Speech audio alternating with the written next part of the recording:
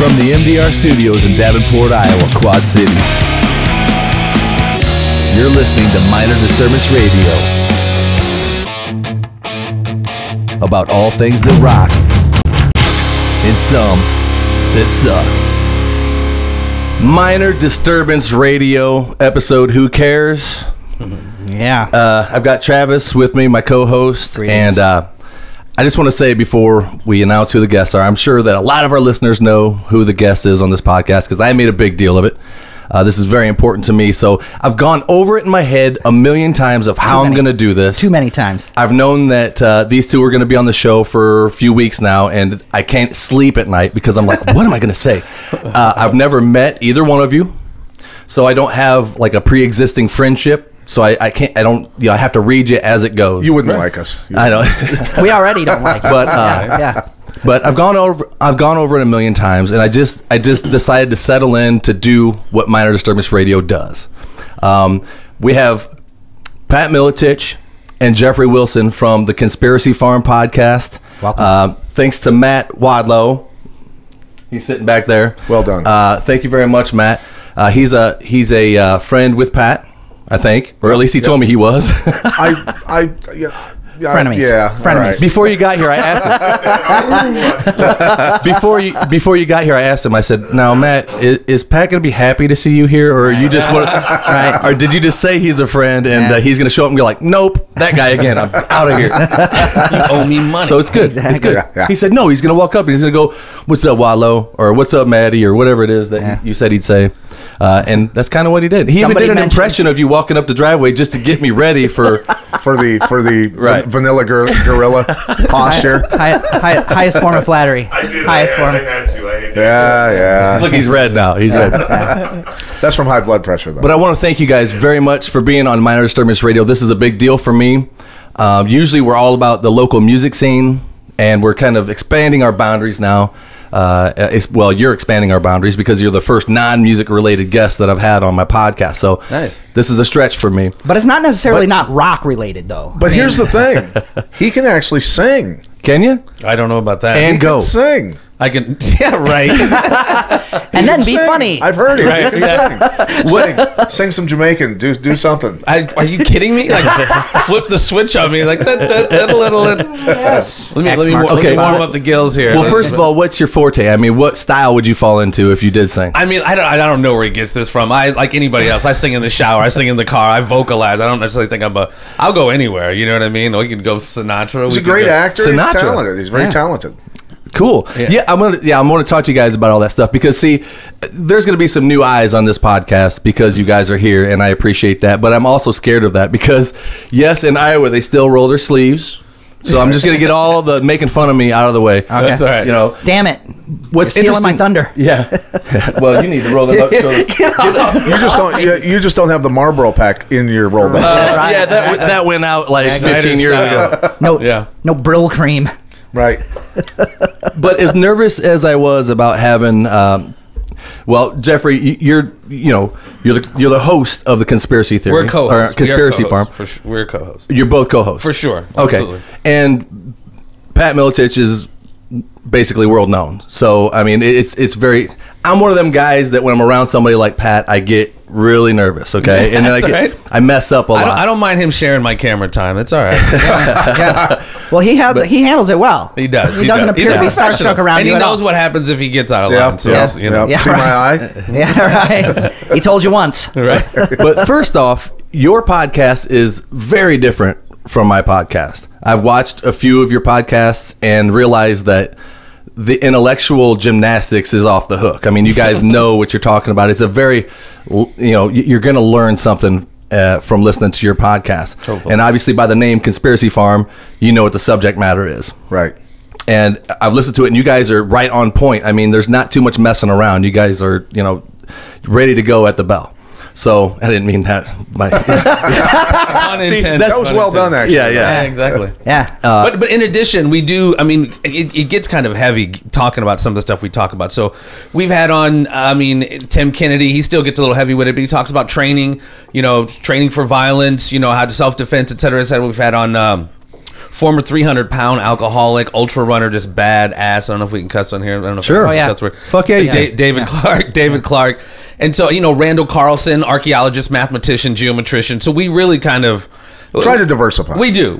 Yeah. What's the relationship in your mind between all of those types of guests? I mean, how is it that they fit into your intellectual Contrarian schedule? thinkers. They're just people who are thinking outside of the whatever the established norms might all the be. textbooks that have been shoved down our throats. In many cases, most of those books are completely wrong, minus the names and a few dates and things like that. Okay. So people who sort of stand against the say traditional narratives of history or science or reason or wisdom. Well, yeah, that's kind of with our first episode. We know with the name conspiracy in it, we know it has that kind of negative, pejorative connotation. Hopefully, I'm not dropping too many. Not for me. No, but we know that term has a certain heat to it, and it's like, oh, you must be talking about Bigfoot or Loch Ness Monster. But I mean, most of the times when we get down to a lot of the stuff we're talking about these last almost 3 years, and it's not even breaking my arm, patting ourselves on the back. We, like you said, we know what we're talking about, and some of these things wind up coming out to be true. Many. And it's not.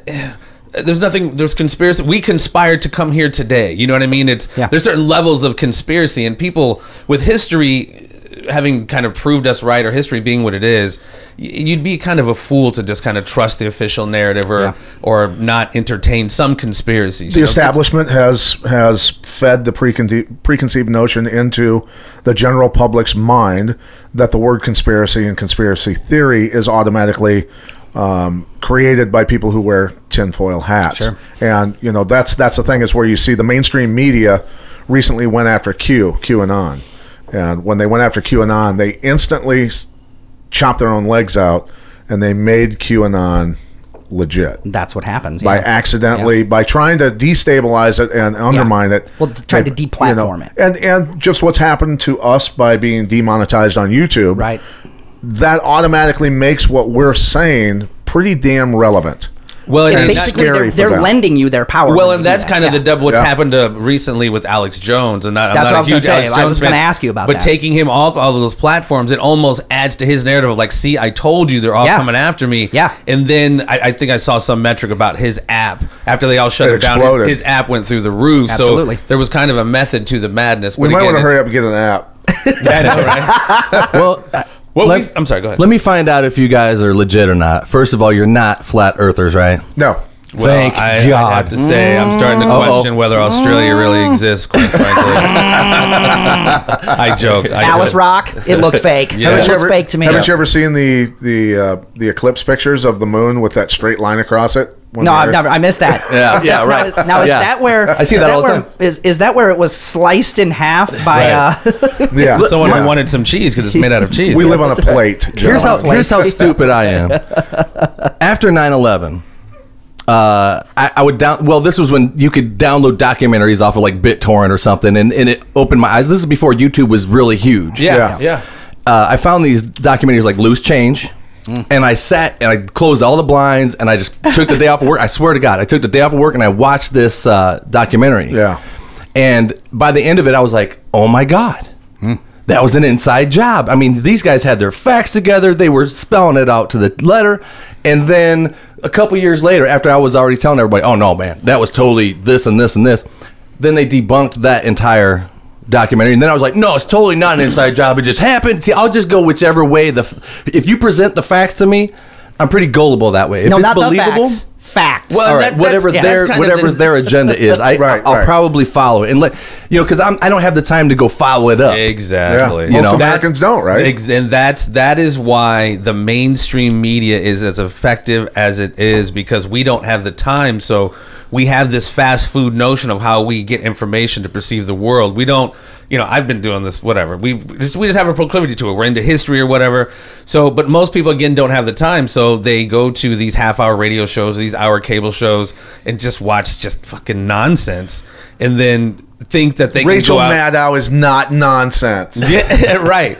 But that's just one of many. You know what I mean? And to get people to get going back to what we talk about all the time, Operation Mockingbird started in the 40s and 50s, was basically the government via the CIA taking over essentially the news, which controls the narrative of how we see the world. Whatever the events are, it's always very controlled.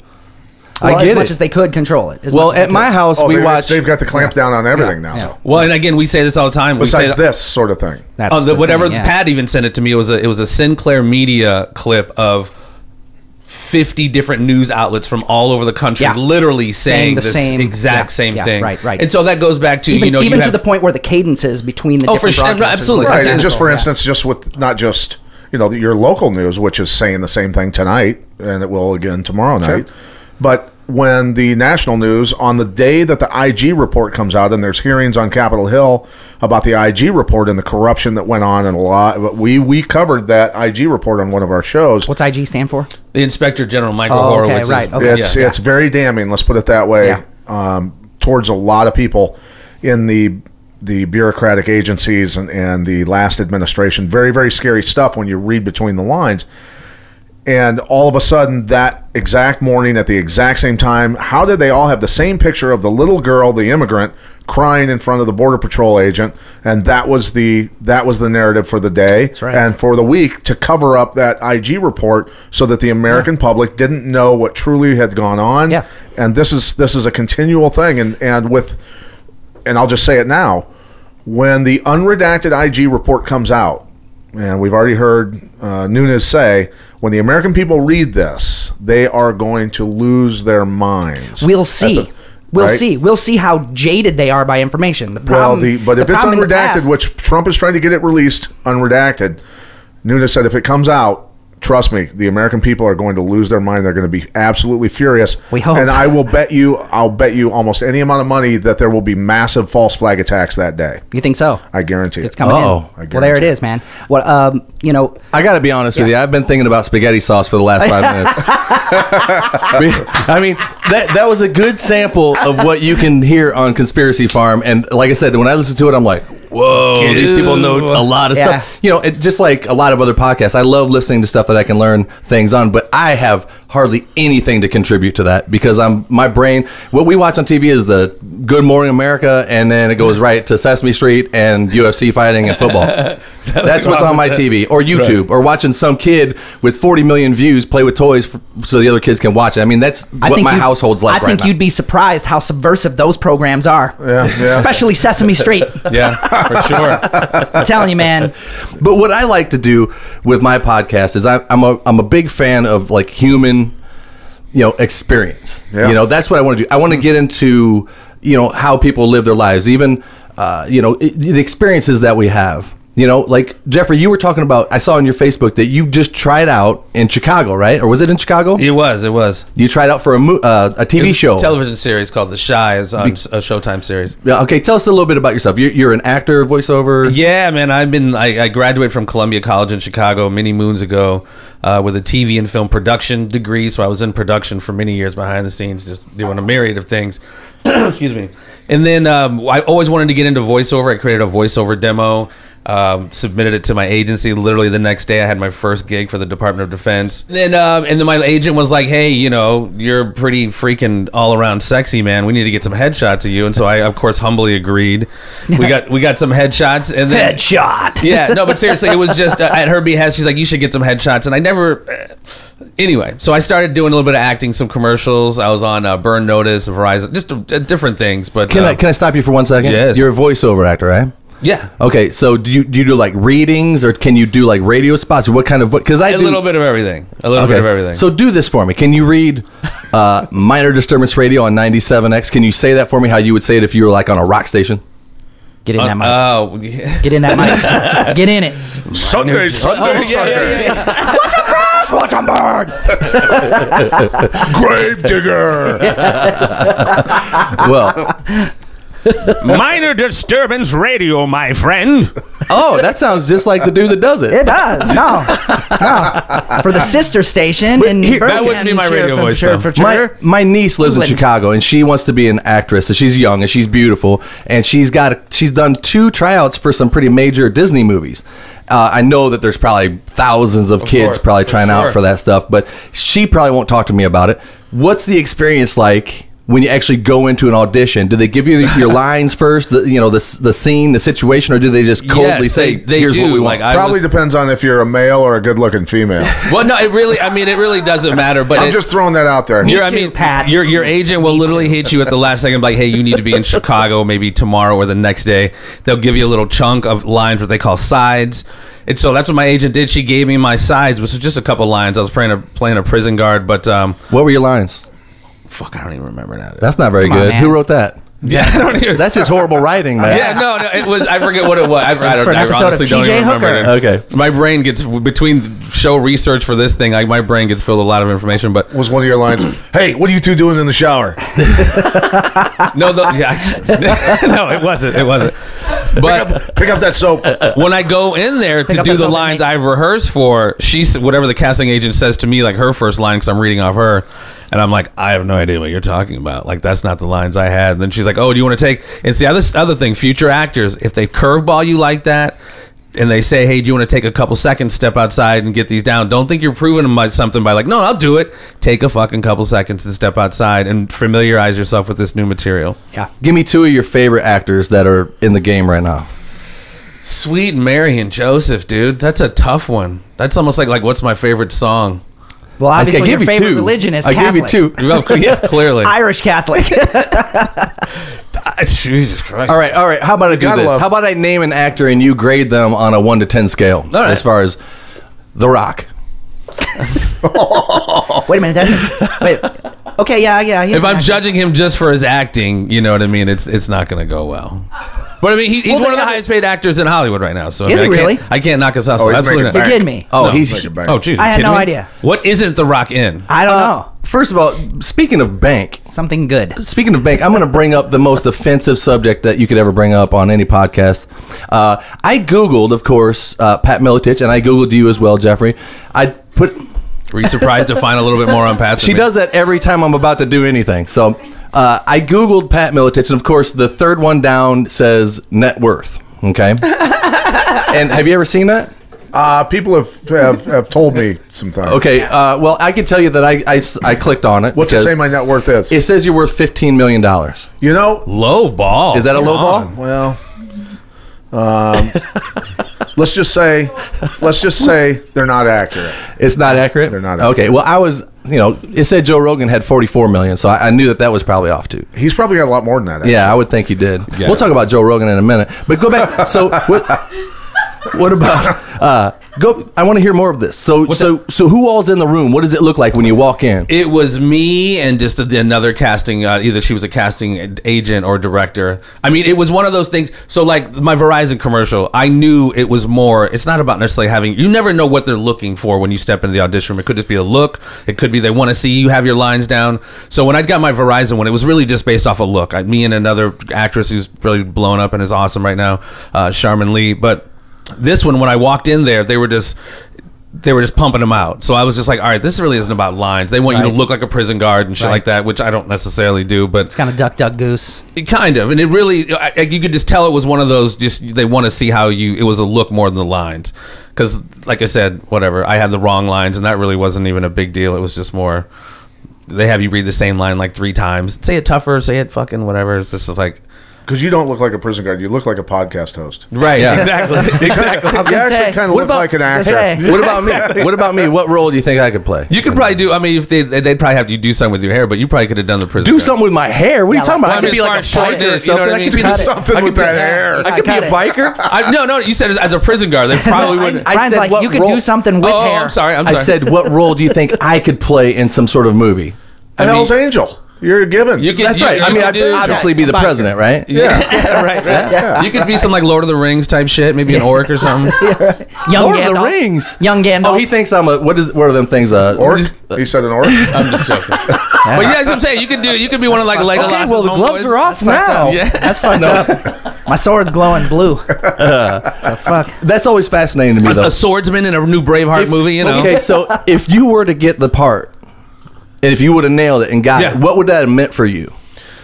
You know, it would have been awesome. It actually would have been. I mean, actors like even, I don't know, any opportunity, and this might sound cliche, even just the audition, any opportunity to grow and kind of do what I like to do as far as acting. It's not always just about getting the gig and out in front of the camera. Like the audition process, learning that part is really cool too. So to have gotten it, it would have been cool. You know what I mean? It would have been more and more exposure. How do I say this? I love acting. I really do.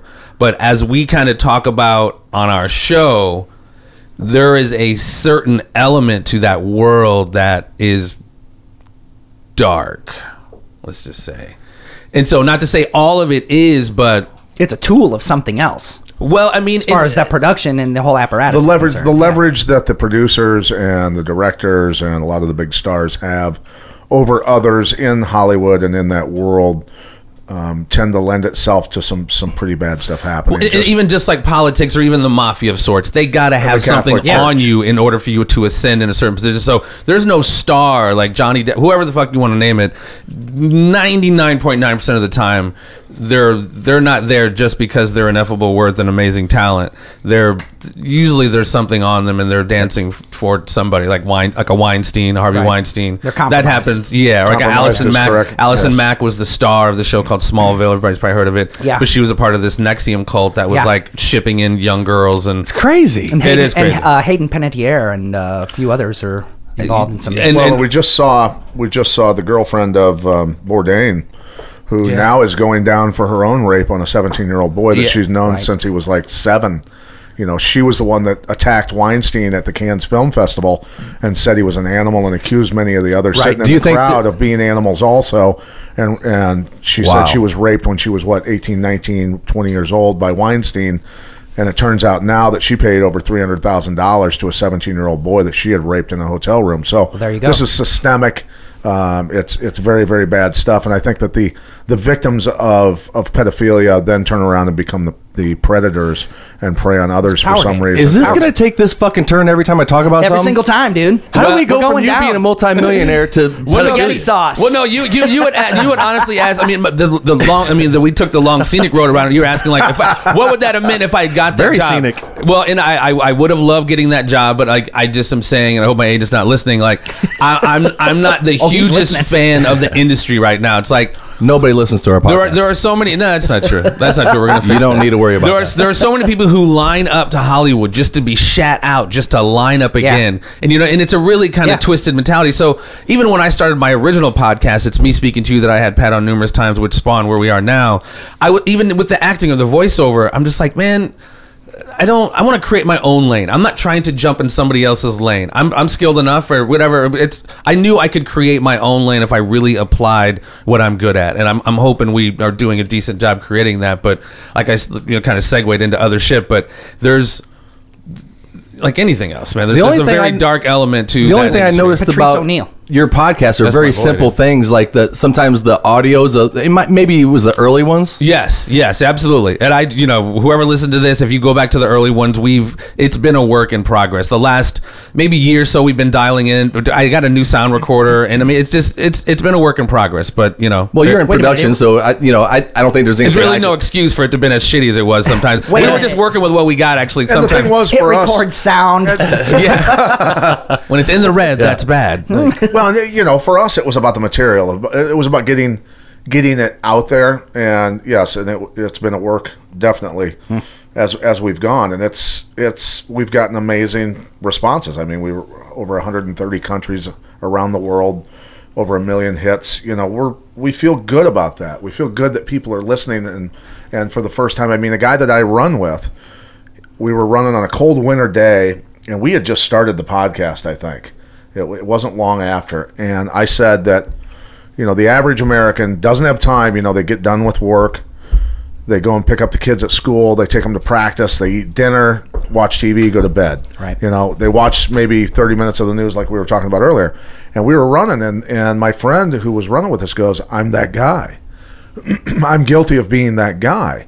And so when he has now become a fan of our podcast, as many others have, now at least, whether they doubt us or not, at least now they can at least research and prove us wrong if they want to, right? And that's what I want people to do, to think for themselves. It's Yeah. a different narrative now. I mean, podcasts have become the new medium of It's the news now. information. It's the news now. It is, because we know that the news is not giving us the real Okay, news. Right. now can I introduce an idea here? And Sure. and it was something I wanted to talk to you about Yeah. earlier on. Is that you talked about it like it was a sort of a predilection or a mentality that people have to take the safe information. And the stuff that comes from the the dole system as gospel, but I think actually it has more to do with the time constraints of that medium. It can. I think historically leading up to this point, what the brain has essentially been trying to do is make sense of the world, and in order to be able to do that, it has to reduce the amount of information. Without a doubt. Yeah. And that's why social engineers, behavioral scientists that kind of create the medium we have as the news or whatever, we're just doing like what you just said. We're looking for as many shortcuts to thinking as possible. But it turns out that the issues are too complicated. Absolutely. The real issues are too complicated to be able to do it. So you have to have these long format conversations. Not necessarily too complicated, but too damaging to the normal brain able to compute. Well, we and know absorb. that. I mean, like, Noam Chomsky, and I forget who the guy is that wrote Manufacturing Consent in the early 80s. I mean, they laid it out. I mean, you can see right there how it is that the media apparatus was a tool of the industrial machine and I liken it, machine. yeah, and I liken it to this. And for anybody that's gone to a comedy club and seen a hypnotist, Yeah. who mass hypnotizes a bunch of people up on stage, and then anyone You willing, think that's real? Oh, absolutely! I watched it. It's I watched it real. happen. I watched it happen. It's incredible. I watched almost everyone on stage get hypnotized, and then numerous people in the crowd audience, get yeah. hypnotized. Wow. And then all we were supposed to do was point at the people that were asleep, and he would come around and talk to them and bring them up on stage. So he Right. brought everybody up on stage. He had a big biker giving birth on stage to a baby. Yeah. See, He now, had people could they have freaking done out. that to you? I was No, not it open wouldn't to have it. worked. I was not open you have to to be it. open because you have Right. to have like That's you the have to have magic. Right. That's the That's magic. the magic. The That's magic is magic. finding the So people here's in the the audience thing. that are So susceptible. here's how I That's liken that fucking though. magic. And I'll just explain kind of the end of the night. He said, "You'll all, if any of you smoke, you will take your first cigarette after this. You'll not remember talking to me at all, but you'll have a cigarette and it will taste like death. It'll be the most horrible thing you've ever tasted in your life, and you won't ever smoke again." And he said, "The second thing is, when you all leave the building tonight, you'll look up and see thousands of UFOs flying around in the sky. and then when you get in the vehicle, you'll not remember any of this, and all the UFOs will have gone away." So my girlfriend at the time was one of the people that got hypnotized, and we stood outside and watched all these people come out. Yeah. And they were Lose their literally mind. freaking out, running around the parking lot, screaming because there were UFOs. And then they, I'd have to see it. I guess I'd have to see it for myself. But then they got in the vehicle. She got in the vehicle with us, and she goes, "Okay, where are we going?" All right. And I go, "Do you remember anything?" And then when we went to the next club, she lit a cigarette and went, "Oh, what'd you put in my cigarette?" This and that. But so what I'm saying is mass hypnosis is possible through TV. Okay, I got you. yeah. These are. I always looked, at Walter Cronkite as the authority on the news. Sure. And that's what these people look at, right? Yeah. I was a little child. It took a little while for me to wake up. But a lot of these people, whether it's the pineal gland or whatever it is, Right. whether some of our pineal glands are alive and well, and some aren't, where that connection, that all-seeing eye is not working correctly. Right. That's where you see it in people, the cognitive dissonance that we deal with on a daily basis in just a normal conversation of Sure. just, we can't even talk to people. And it's almost anymore. It's gotten so entrenched, and we're so polarized, especially with this political climate. It's almost, and this sounds. I don't want to sound like a freaking condescending asshole, because that's not how my intent Well, you're is. doing pretty good so far. Yeah, no, it's almost we're speaking two different languages. You have believers and just non-believers, and that sounds cool on just maybe a UFO tip, but we're talking about, like, especially as it relates to all of this right now, the Russian collusion and all of that, and the weaponization of the media and the Justice Department to basically engage in and I'm not a Trump And guy. Kiss taking off their makeup. Well, hey, are we talking about Kiss now? Hey, I my first Halloween ever as a 5-year-old was Gene Simmons. All man. right, man. Awesome. Swear to God. Did we just I have become best pictures of friends? this. I have pictures of that. Julian Jaynes, The Origin of Consciousness and the Breakdown of the Bicameral Mind. Very interesting reading. This is all If you want to fucking know about fascinating to me. Yeah, Brian's like, not really. Like I said, all my listeners, please go to Yeah. the Conspiracy Farm, check out their podcast. You will learn a lot more, and you will learn from watching this podcast. But I have to face the elephant in the fucking room right now. For me, Yeah. and that is, Pat Miletich is a fucking Hall of Fame UFC fighter. Okay, well, Hall of Fame MMA fighter. Old. And to me, everybody knows from listening to my podcast, I'm a huge MMA fan. Okay. I've never done it in my life, although I have had dreams where I find myself in the locker room and somebody's telling me that 5 minutes, Brian, it's on. And I'm like, what am I doing? They're like, and I look at my hands and I'm like, are you serious? And they're like, all right, this dude's only had 8 fights. He hasn't lost yet, but you can do it, man. And I'm like, I don't even remember training. You know, it's like, what do you want me to do? And they're like, beat him up. I'm like, here we go. You know, and then I always wake up. Right. I never make it to the cage. Oh, man. Okay. But there's a part of me that has always been fascinated by that, and I'll get more into that. You should start training jiu-jitsu.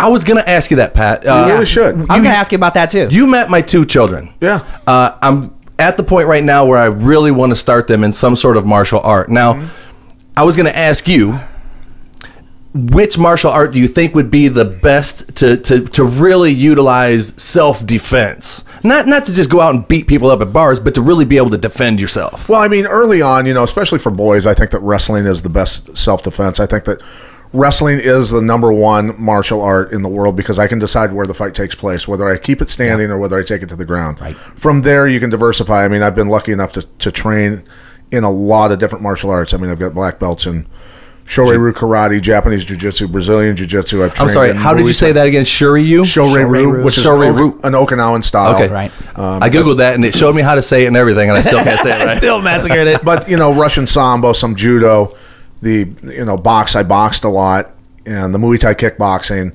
just a lot of different arts combined into one. So I've done it long enough to me that it's just combatives. To me, there is no individual martial art anymore. It doesn't exist that way in my mind. But wrestling for boys is the best. Probably for girls is Brazilian Jiu-Jitsu. But once you take a wrestler and you teach them Brazilian Jiu-Jitsu, now you've got a very scary monster.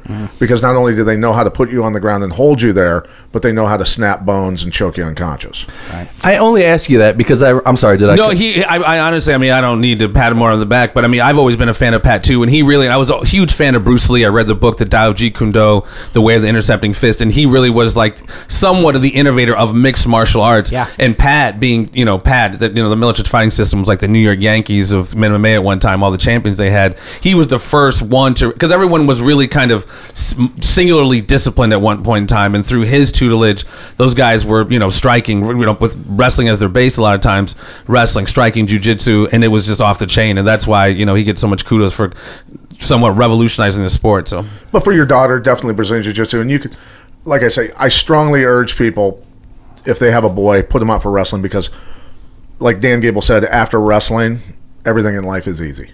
Literally, everything in life is easy after wrestling. Okay. Because I was going to ask you about that too. Because I was going to ask you about, first of all, when you mentioned, the whole interdisciplinary idea, of Bruce Lee and how that started to really, he was sort of the progenitor of mixed martial arts, and I was listening to you speak on the subject of mixed martial arts, and you said something, and it didn't end up really getting a lot of conversation devoted to it, but I thought to myself, oh, I bet that's what was different about Miletich's camp, was that you guys did something with cardio that the other ones didn't do, didn't you? It was just the blue collar Midwest work. It comes from the wrestling rooms, of Iowa and the Midwest, where it's 95 degrees in the wrestling room. You're being deliberately tortured.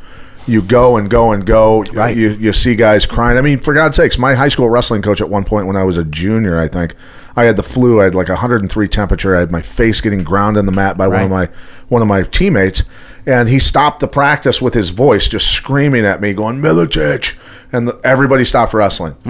And he was on the far end of the wrestling room at Bettendorf High School, which was a powerhouse at the time and has been my whole life, saying, if you don't do it now, you will always be a loser. You Damn. do it now or you're always going to be a loser.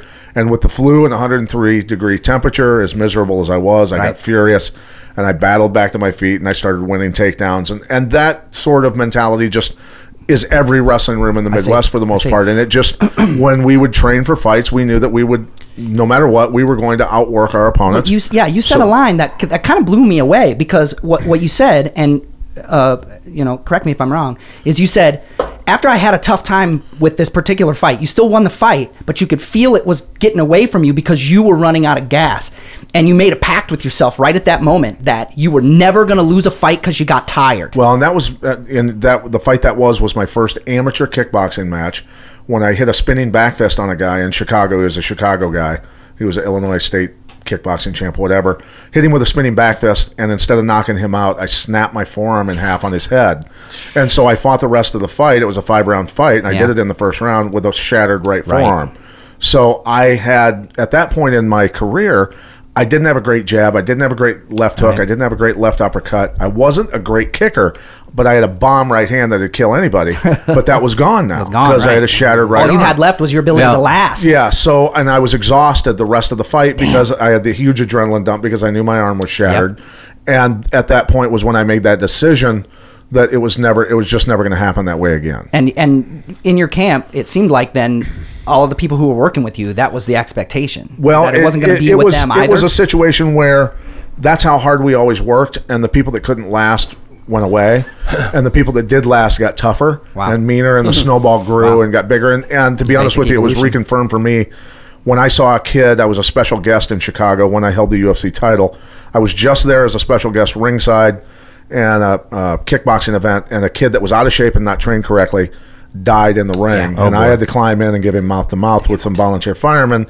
We did not save him. He turned blue right in front of us. I watched his pupils dilate, and he died. And I knew at that point, as a coach, it wasn't just about me then. Now it's about never having to tell a kid's parents why his kid got their kid got permanently injured or killed because I didn't train him correctly.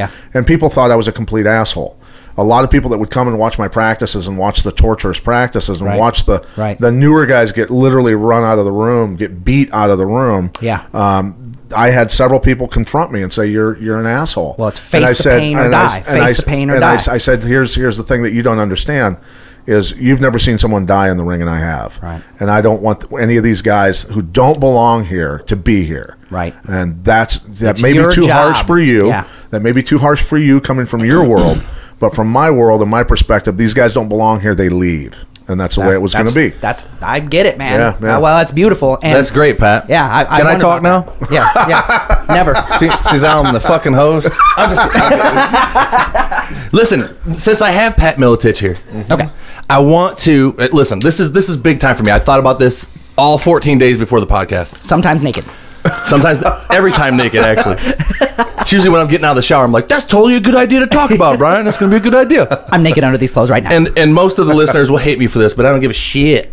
So, okay, I'm in 6th grade, right? And the reason I asked you about self-defense is because in 6th grade, we didn't know what... Nobody took karate when they're in... Back then, what was it, like 1865 when I was in 6th grade? It's a great year for Dom. Nobody knew what they were doing, right? And so that was the end of the Civil War, by the way. Yeah. Did we win? Slaves had just been... Did we win that one? Out there. It was Appomattox and then square pizza at lunch. Yeah. Some kid threw one of them the little balls with spikes on them, the weeds, and it stuck... in the back. I can't remember who threw it at who. But anyway, it became this thing where, so-and-so, Brian and so-and-so's going to fight after school. And, I had to play the part of, yeah, man, what's up? What's up? I'm kicking your ass after school for that.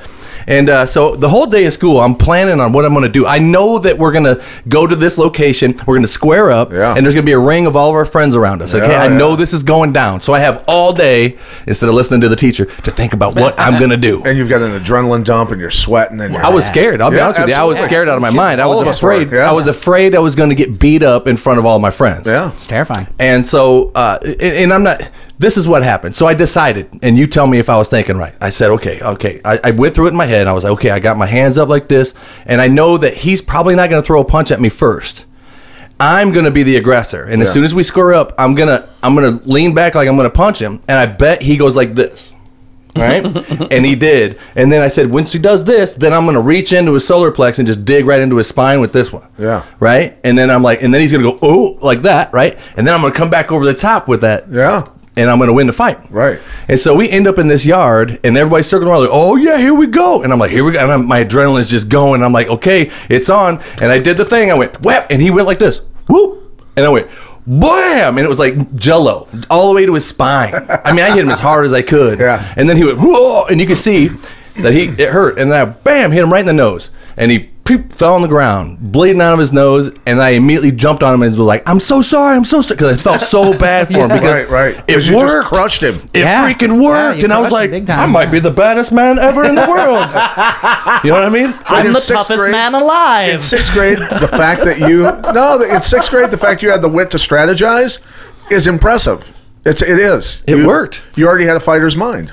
Well, Yeah, but and you can speak to visualization techniques. Right. Like you see it happening and it happened just the way you saw it. Visualization Yeah. is very powerful. Absolutely. Yeah. And that's probably the only fist fight that I've ever been in my life, because once I did that, Everybody I knew didn't- not to fuck with but you. here's, no, I don't. I was the champion of the world. Actually, Pat, what it was I felt so bad for the kid, Right. that I just wanted to avoid that. Yeah, and the fact that you were in 6th grade as big as you are now, probably. No, I actually, well, let's say I played football Maybe it's tall. in high school. I was a freshman in high school when I was 120 pounds, but I was 5'11". So Okay. I couldn't even bench. I couldn't bench my weight then. I was so skinny. Right, right. It was horrible. So I was actually a small kid. I grew Yeah. in my older age. Beer does that. Captain Crunch does it, actually. Crunch berries. Which, by the way, Pat, have you ever had a bowl of Captain Crunch? I love Captain Crunch. God. But I can't eat it because I can't eat wheat and soy now. That's right. Oh. I'm gluten free, man. I would love to have Captain Crunch. I would eat that stuff in a heartbeat if I I'm could. surprised there is any gluten in that stuff. I think there's more like Straight sugar. it's like calcium and sugar, Well, because yeah, that shit will and- rip the fuck Oh, out yeah. of the top of Your your tongue- mouth, your dude. tongue and the You right- get right, torn right. up after Yeah. you eat that shit. That and a ton of Monsanto. Yeah, Well, right. You gotta let it sit knowing in the that milk. Pat was coming on the show, I felt Leach out horrible the about the glyphosate. last 6 bowls of Captain Crunch I ate. And not even for breakfast, Pat. This is before I go to bed. Right, You know what I mean? I'm watching some documentary and I'm just getting crunch berries all over myself on the couch. And my wife dig is so attracted to that. Yeah, yeah. When she does, she gets them between her boobs and stuff. That's Yeah. kind of all right. Yeah, exactly. Uh-oh. Flavor All saver. right. You're still married, so Yeah. you're doing something right. But That's all I know. So you're saying that my technique was spot on. Absolutely. All right. That's great. That's good. Good to work, hear. Brian, All right. of yesteryear.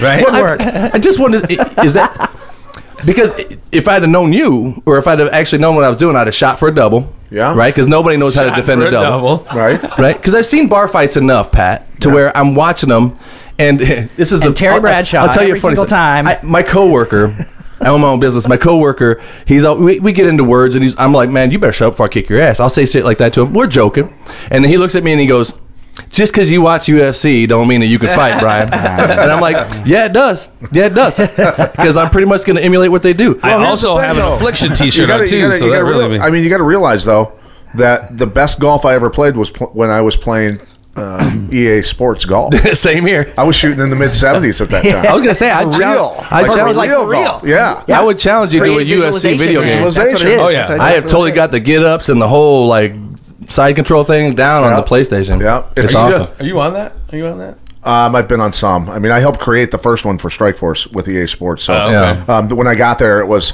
EA Tiburon down in Orlando, where they do all the video game development down there in that part. Anyway, not the California place, but Tiburon in Florida. And when I got there to do the development, the morning I flew into Orlando and got picked up by the vice president of EA Sports, actually, and got driven to Tiburon. We pulled up in front of Tiburon, the building, which I think is a 10-story building probably. And on both sides of the building were huge banners from the top all the way to the ground of Tiger Woods EA Sports, Yeah. right? EA Golf. Yeah. And that was the morning that the news broke that he got Oh, busted great. for cheating on his wife. So I say to the vice president, I go, "How long is it going to take you guys to take those banners down today?" And he was like, "Fuck you, Pat." You may have noticed that whenever I bring up a subject, my wife cringes, okay? She just has to hide. There's a Because good- it's like watching a horror movie for her. She's There's got to a like cover good- her eyes with a pillow, and then he's gonna talk about money. Oh shit! No, I'm over the money thing. All right. But she loves this because we live in the Quad Cities, and Pat, you brought a lot of big names here. There's been a lot of people that have made a good name for themselves in the sport that are just you could see him out and about, right? Right. And for me, it's like seeing a rock star, right? You know, to me, because they're on TV. You know, we're from Iowa. Come on, it's a really neat thing to see people that are on TV out in public. Well, it isn't for him. He's not starstruck it's like by anybody. seeing a fellow Scott County resident. Not for me. For me, it's fascinating because they live a completely different life than me. And so, for example, whenever I see one of these guys, I was introduced to you actually probably 25 years ago or so by Billy Pfeiffer. Okay. Down in the district. Yeah. And I remember he walked up to you and he says, "Hey, what's up, Pat?" And he's being all cool. And you're like, "Hey, Bill, blah, blah, blah." And you guys said a few words and he might have said, "This is my friend Brian." And you're like, "I don't care." And then,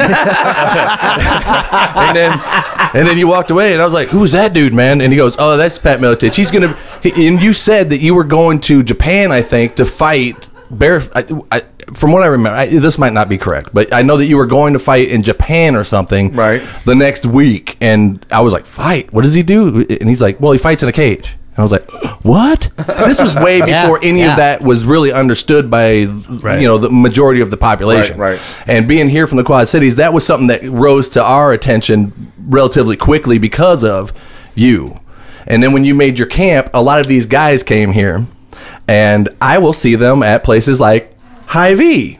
Right. Like when Drew McFedry's was getting the buffet, and I'm sitting there having dinner, and I look over and I go, "That's Drew McFedry's." And my wife goes, "Don't." And I'm like, "It's gonna happen." And so I get up and I stand next to him, like uncomfortably close. No, I got like 3 of these stories. Yeah. Uncomfortably close, and I'm like, and he's like, "Yeah, I'm gonna have some meatloaf." I'm like, "Oh, you can eat meatloaf?" And he's like, "You can eat meatloaf." "Yeah, I can eat meatloaf." And I was like, "Oh, well, I figured, you know, if you're cutting or something, because I know you're fighting soon, stuff like that." And he's like, he's like, "Never mind," leaves, you know, whatever. And I'm like, "It went really well, honey. It went really well." Yeah, he did not punch me. Right. That was good. That was good. Drew and Rob Lawler, those are the 2 scariest punchers I ever trained. Oh, no shit. And Jens Pulver, pound for pound. Now, see, Which I don't know Drew at all, although he's almost related to me. I'm not done. We have the same grandpa. Same what? I gotta get Same these. grandpa. I gotta get these. Yeah, Don. Wow. Okay. Okay, that's lovely. I gotta get this off my chest before he leaves. So here's another one. I own my own. This is my favorite one. But let's go to the Jens. You mentioned Jens Pulver. Yeah. Jens Pulver was at J.C. Penney's, and he also shares the same accountant that I have. Okay. And my accountant told me that, you know, I know Jens Pulver, and I'm like, "You do?" And then, you know, so he got me all starstruck. He got some, you know, a little 8x10 sign by him and stuff. And I'm like, "Whoa." Anyway, so I see him at JCPenney, and he's got his kids and his wife, and he's, you know, shopping around. And I see my wife. I go, "That's Jens Pulver." And she goes, "Don't." And so I duck between the aisles, right? And I just kind of slowly, like, ease up, like, to where I knew I'd run into him. Yeah. And they just happened to be like looking at blouses and be like, "Oh, Jens Pulver, what's up, man?" And that one went okay. And he was like, "Oh, thanks." You know, he was nice. You know, I didn't blow that. I didn't say anything stupid. I was like, "Cool, man. Nice to meet you, man." You know, What do you think of this blouse? What do you think of this blouse? well, I think he's probably like, "This guy was looking at bras." I usually don't like floral prints that are this big. So, and she's dying. And then, okay, so one time, and then I was at Menards. Yeah. And I don't know why, but Your own Nards? Ben Rothwell was there. Oh, okay. Any reason why he would be in town? Well, Ben trained with me for years. Okay. Many years, yeah. And I can spot these guys a mile away, okay? And we're going to Menards, got my kids in the cart, and my wife's next to me, and I was like, stop. I saw him. He was looking for some attachment for something, and I was like, whoop. I went, "Hey, baby, you know who that is?" And she goes, "Oh, shit." And she was like, "You're on your own." And she just took off with the kids the other way. You're on your own. And so I was like, "All right, I got this." So I did my whole like vulture walk around the aisles until I knew that we'd run into each other. And I shook his hand. I said, It's a pleasure to meet you, man. I'm a fan of I don't know what to say. Was he cordial to you? He was very nice. And here's the point of this story. This is what's so awesome about him. Yeah. I just shook his hand and walked away, and I went back to the paints where we were looking for paints, and then he took it upon himself to find me. Oh, yeah. And say, "Hey, if you wanted to take a picture with me, I would totally do that." Yeah. You know, I didn't want you to feel like you had to run off. But then what I said was, let me explain this. My daughter and I were playing this game on the computer called Hunting Bigfoot. Yeah. And you found him. And I said, Ben's big and he's very hairy. I didn't know what to say, so I patted my daughter on the head and I said, "Hey, he looks like Sasquatch, don't he?" And I looked up at him and I was like, "Oh shit!" And then I said, "He could kick Daddy's butt." And you know what he did? What? He went, "Nobody can kick your daddy's butt." Oh, That's cool. And I was like, "Man, that was awesome of you." And then I said, "Thank you." And he walked out. The whole day I was like, "I can't believe I fucking said that." That kind of sounds a little bit like Anthony Cunanan before he shot for Gianni Versace. Like, I circled the house like 3 or 4 times. Like, No. I'm not that bad. I just want to say hi to the guys. I mean, I know, when do you I'm get just the fucking with opportunity? Did you get the picture? No, I He did. is Bigfoot. it's all blurry. I can't That's really. beautiful. Yeah. Now my final Arms one. swinging, running away. Totally. There's a zipper in the back. Right. What the- My final one, and I'm gonna be a little bit, whatever. But I own my own business. I have a textile cleaning company. That means I clean carpet. Okay. And that's what I do for a living. And the phone rings one day, and I answer it, and the guy's like, "Yeah, I need to get my carpet clean." And he said, "Carpet," and I was like, "Cool. What's the name?" And he goes, "Tim." And I was like, "Tim, what's the last name?" "Tim." I'm putting it in the system, And I'm totally professional. He goes, "Sylvia," and I was like. I didn't say anything then, but I was just like, "Oh, okay, cool." I tried to act like it didn't even faze me. Like, I don't even know who the hell you are. But when I got off the phone, I was like, "Hey, honey." She's like, "What?" I said, "You know who that was?" She's like, "Whoa, who?" "It was Tim Sylvia." She's like, "Oh, shit." And then she goes, "I'm going with." I was like, "Cool." So she was helping me back then before we had kids. Question is, after you cleaned his carpet, did he actually pay you? Yes, he did. I have the copy of the check. But here's what's fucked up. I mess with Tim all the time. Yeah, I get there to his house, right? And I go in there and I'm setting up, and my wife's like, "Don't say anything to him, Brian. This is your business. You don't want to do that." And I'm like, "It's going to be impossible, honey. I'm going to have to say something." Yeah. I mean, this dude's got a fat head of himself on his wall. You know what I mean? He used to wear his title belt to the He's grocery pretty store. fucking aware that he's Tim Sylvia. Okay. Oh yeah, he had You know? he had a room like a shrine to himself. Right. Yeah. So Does his front door have a silhouette of him on his front door at the A? I have no idea. He had molds of his penis, maybe. Him and Randy Couture just guest bartended somewhere yesterday or this weekend. yeah, and I hate that I missed that. But I'm setting up, and I go into this. He has these, double doors, like French doors, wherever they go into this other room. And I'm setting up, and I open the doors thinking that they would open like a normal door fucking would. And one of the doors hit the tusk of a fucking, what was that thing? What was it? A wild boar. A wild boar. Oh, and it wow. hits this tusk, and this fucking wild boar just onto the ground, right? And I look down at it, and I'm like, "Oh shit!" And I'm like, "Get it back up, get it back up, get it." And he has this fucking thing hanging with a nail this fucking big. Yeah. A hole in the drywall this big, but it's wedged in there, just barely rag. catching it. Yeah. Oh, wow. And so we finally get this thing situated to where it's like hanging. Finally, I'm like, "Don't fucking touch it again." And Sylvia, structural meanwhile, he's engineer. painting his toenails and doing whatever he's doing. And I look in there, I'm like, "Okay, he didn't even notice that shit." So it was so I didn't really say too much to him other than get in, get out. Yeah. I saw he had a bunch of merchandise. I didn't ask him for a signed 8x10 or anything like that. He didn't seem like he wanted to be bothered by it. Yeah. Which was cool, but I still said, "Hey man, I let him know I knew who he was and I appreciate what he does." But then I just left it alone. So that was an okay interaction besides breaking his boar head. Right. This could all be made up or it might not be, so you can't prove it in court. We either did or did not. Them are all the stories that my wife did not want me to tell you. Because I embarrass her every single time. See, I'm telling you, you need to go train. You need to go start doing jiu-jitsu and pursue it and have fun with it. Get a black belt in it. Yeah, I saw you said get a black eye. I've had one of them. The beautiful thing about jiu-jitsu is, especially with mixed martial arts, in a lot of gyms across the country, people don't realize is that we had a lot of guys that trained with our fighters, at least in the grappling, not the sparring most of the time, because obviously that's detrimental to your health if you're not really good at it. But the grappling, we had a lot of guys that were not fighters. They were professionals. They were doctors. They were this. They were that. Whatever it was, family people who were so good on the ground that they would train with the world-class fighters and the world champion fighters and tap them. I mean, they were good enough to do that. And that's it's not like you and I can go hang out and practice with the Kansas City Chiefs. It's just not going to happen, right? We can't go take batting practice with a pitcher from the Mets. It's just not going to happen. So mixed martial arts is one of those sports where you can get good enough where you can actually go and roll with the best fighters in the world and tap them because you've gotten good enough at it. And it's a really cool phenomenon in this sport. I appreciate that, Pat. But for me, I always feel like that ship has sailed for me. Like I'm not. You know how Never. when you're young, you learn so much, and when you get to a certain age, pardon you me asking, kind of. because I know I'm a lot older than you, but how old are you? I am 45 years old. You're 45. You I are am. not even anywhere near too old to do it, because by the time you would be in your early to mid 50s, you would be a black belt in Brazilian Jiu-Jitsu and pretty much be able to dominate almost anybody walking the planet. And that's the cool thing about it. And you'd be able to dominate most people 3 years into it. You know what I mean? So that's the cool thing about it. That's awesome. One time after watching UFC, I think one of the fighters was in a rear naked choke for like a minute and a half, and his eyes were turning purple. Yeah. And then he got out, and I was like, "Whoa, what the fuck was that? How in the hell did you live through that?" I said, "Honey, come here." I said, "Wrap me up in one of them sons of bitches." I said, put your arm like this and lock it and just fucking crank on it, and I'll see if I can get out of that shit.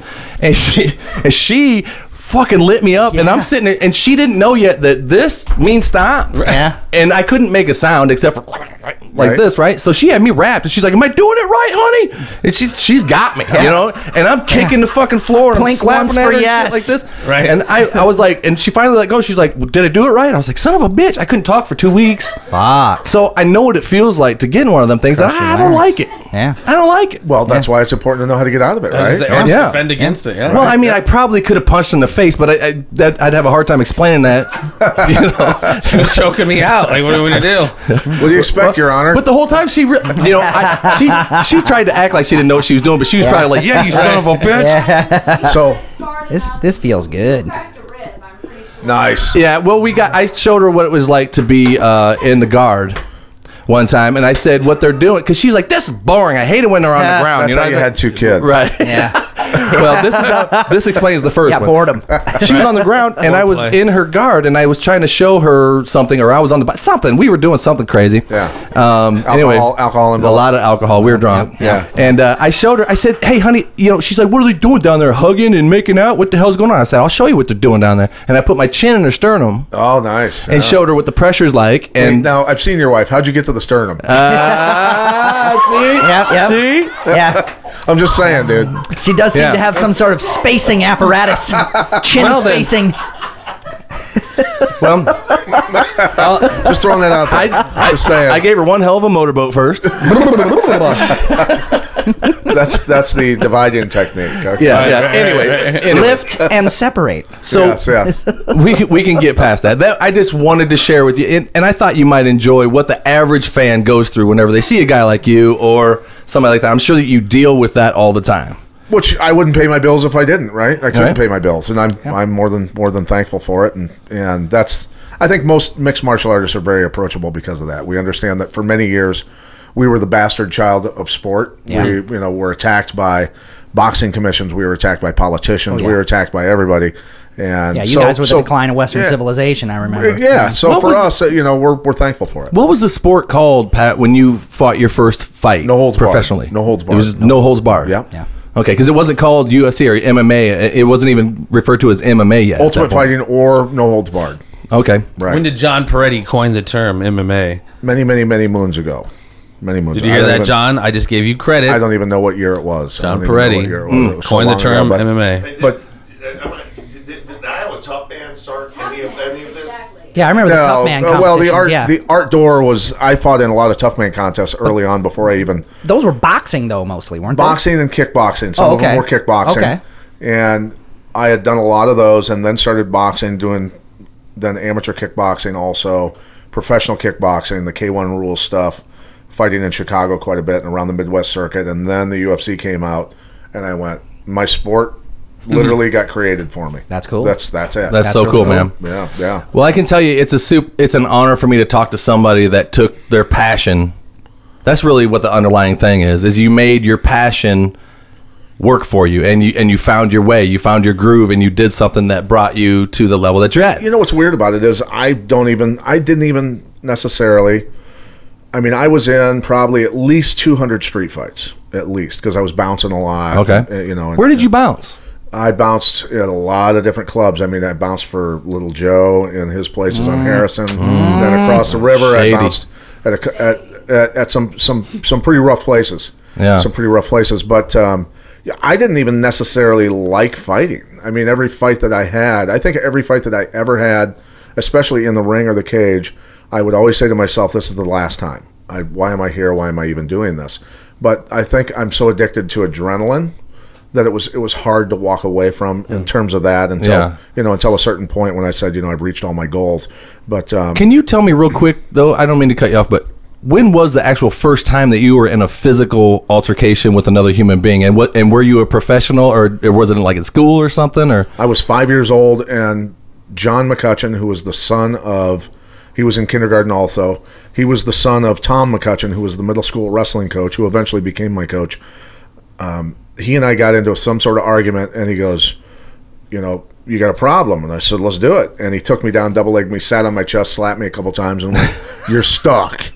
You're stuck. You're stuck. And I didn't even know what the hell stuck meant. Yeah. I mean, he pinned me and slapped me around a little bit, right? So I got up, and one of my other kindergarten buddies goes, that's like the toughest kid in town, and he's the son of the middle school wrestling coach. And I went, well, I got to learn how to wrestle.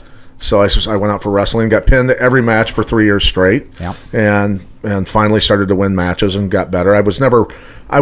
Football was my sport, though. Even though as small as I am, football was my sport. I thought I was going to be 6'4", 6'5", like my brothers, and playing linebacker for Iowa and going to the NFL. And I stopped growing because I cut so much weight from sixth grade on that I think I stunted my growth. So it is what it is. But for me, I want to ask you guys, I have to change direction on you.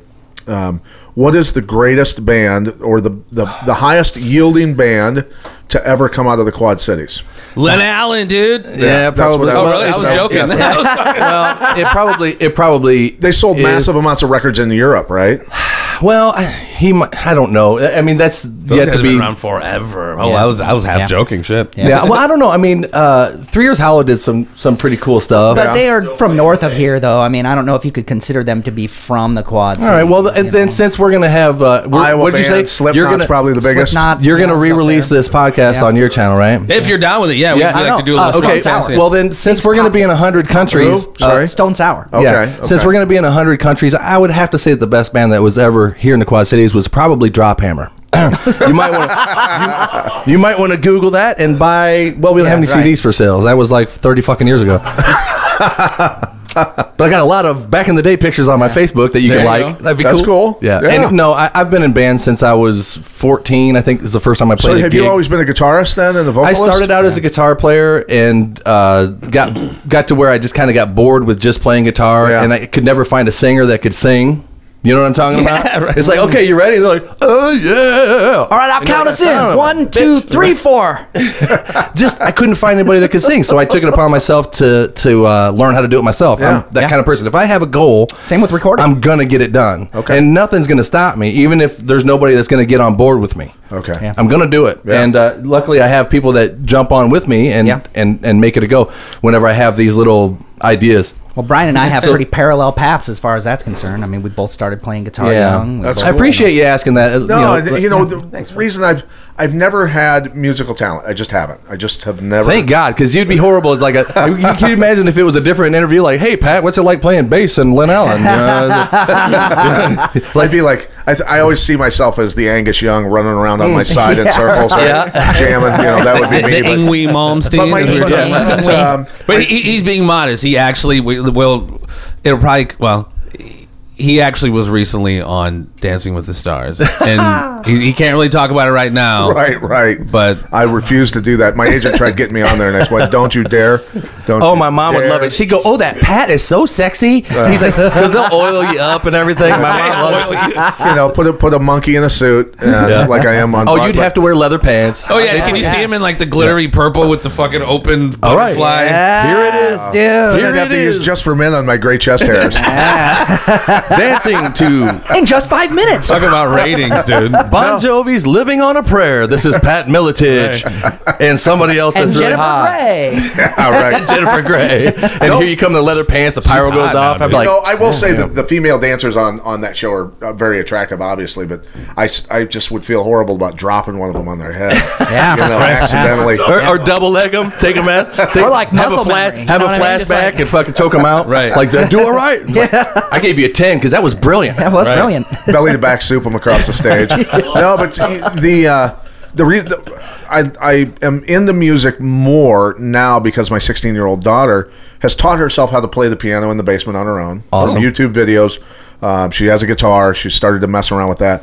but her voice is actually incredible. And Isabella is her name, and she's kind of introverted. She's kind of a quiet girl, but It's usually how it starts. That's usually how it starts. But when she sings in front of crowd, she's not shy at all. She's not nervous. great. I ask her, I go, "Are you nervous?" Because I'm the kid that, even though I make a living on TV talking into a microphone, I was the kid in middle school and high school that would never give a speech in speech class in front of the class. I had to do it just for the teacher, and I was still terrified and sweating, right? Yeah. So I was the exact opposite of my daughter, where she'll get up in front of a huge auditorium and belt out some really amazing notes.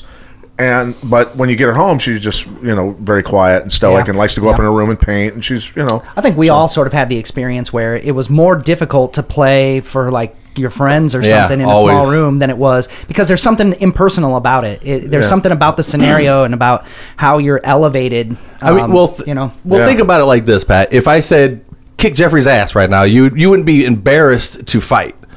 A singer has to go, because everybody's going to be like judging them immediately. As soon as they hit that first note, they're going to judge their tone, the note, the pitch, all this stuff, and they're going to look at their face, and everybody's just kind of, it's a very revealing thing. I look at it like pulling down your pants in front of an audience. Right. Because you're basically just going, well, here you go, check it out. You're bearing yourself. Everybody comment, talk amongst yourselves. Right. It's a very revealing thing to do. So, I could understand how, but I have noticed too that if the more people that are there, look out, man. I'm on fire. Yeah. And if there's 4 people there, I'm like, I'm nervous, and it's weird because they're all just kind of, Yeah. especially if it's like Pat Miletich and Tim Sylvia, and all you guys are like stopping in some place like, what's this? And I've got my eyeliner on and my leather pants. I'm like, all right, we're changing up the set list. I don't know what they listen to, but let's ask. Right. So that's a fascinating thing. I wanted to ask you this too. So what would you have in your truck that you listen to? Like, if you were going to put some music on in the truck, what would you be listening to? I listen to everything from country to, I like the Sinatra style music. I love, my favorite band of all time, without a doubt, is Metallica. Yes. It is. So Has to be. But I was brought up on. But after the Black Album, you're out, right? Yeah. So honestly. Master of Puppets, Ride the Lightning. But you know what? Some of their newer Straight stuff I Outta actually Compton. liked. Yeah, it's I did. I'm a Rob Zombie nut. I love yeah. Rob Zombie. Yeah. But I love the Allman Brothers, the Marshall Tucker Band. Yeah. Gosh, Little Feat. Yeah. What an Awesome. amazing, talented band. You know what I mean? They Fantastic had some band. great stuff with the horn section and all this. I love that stuff. Well, what do you think of like Yngwie Malmsteen? I've not listened to them. Listen to them. Yeah, as you look around the studio, you can kind of tell the shit that I listen to, right? We got Whitesnake, Guns N' Roses, What Queens. about Jethro Tull? Right. Were you ever into that stuff? Yeah, some. You know what I mean? Because you're around my age, you would have been in that era. I liked some Whitesnake. Let me see who else you got up here. Skid Row, nope. Don't like Who else? Guns N' Roses. Guns N' Roses. I like some Guns N' Roses. Some Motley Crue. What about Motley Crue? Some Motley Crue. Absolutely. Yeah. You just can't go wrong with Kiss. I think I was more of a. Yeah. I No, was you brought up kinda because of my can. older Yeah. brothers You on kinda a lot of Southern rock, the Leonard Skinnards and All all right. that sort of Yeah. stuff. You know what I mean? So Well, that guitar player in Marshall Tucker Band is way underrated, man. That dude is the shit. I just, it caught my ear when I was a little kid because they would Great. jam it in the basement. My dad actually, my 2 oldest brothers, Tom and Bill, who are deceased now, when they were teenagers, both had guitars and amps in the basement, and they would constantly play. And they played The House of the Rising Sun Right. over and over. Yeah. And they would sing it. Yeah. And my dad, one day, when they were gone to school, took their guitars and their amps and threw them out in the garbage. And they Welcome took it. to the House of And the here's the Rising thing. My brother Bill at the time was 16 years old and said to my dad, "I'm leaving. I'm gone. You did that to me. I'm done." He moved in with a 28-year-old gorgeous blonde, dated her for 10 years, and lived high on the hog and became a multimillionaire by the time he was 23. Wow. And just was a madman. I mean, this was a guy that, used to... He would see 2 police officers parked in the parking lot talking to each other doing with that driver's weird windows. 69 and thing they do, yeah. he'd take one of his Corvettes and go out looking for fun. He'd bored. He's an Iowa boy, and he'd pull in the parking lot at K&K Hardware in downtown Bettendorf and do donuts. He would do donuts around the cop cars and leave a massive cloud of white smoke from his tires, and then peel off out of the parking lot. And I had a couple of them tell me, I was a teenager at the time, and they go, "Pat, your brother Bill, You need to rein him in. Check your boy. He comes out and does these donuts, peels out of the parking lot. We look at each other and go, "We're not going to chase him. We're not going to chase him. We know what he's doing." Yeah. And then he'd come back. like they didn't chase me, so he'd come back and he'd do it again until they chase him. But he was doing that sort of stuff. He was just crazy, man. And he had Bob Seger and the Silver Bullet There Band. you go. That's awesome. Stranger in Town and the 8-track. Yeah. In his bed. Bob Seger. Yeah. One thing though that I got to talk about before you up and leave. You're a great guy, by the way, Pat. I didn't know. I'm really not. I was fucking nervous all week, man. I was like, well, let me explain the interaction between Pat Miletich and me leading up to this fucking podcast. So I'm like, Matt, where'd he go? Matt Wadlow. Shut the fuck off. Pull his shirt up a little bit. Jesus Christ, this is family entertainment. Exactly.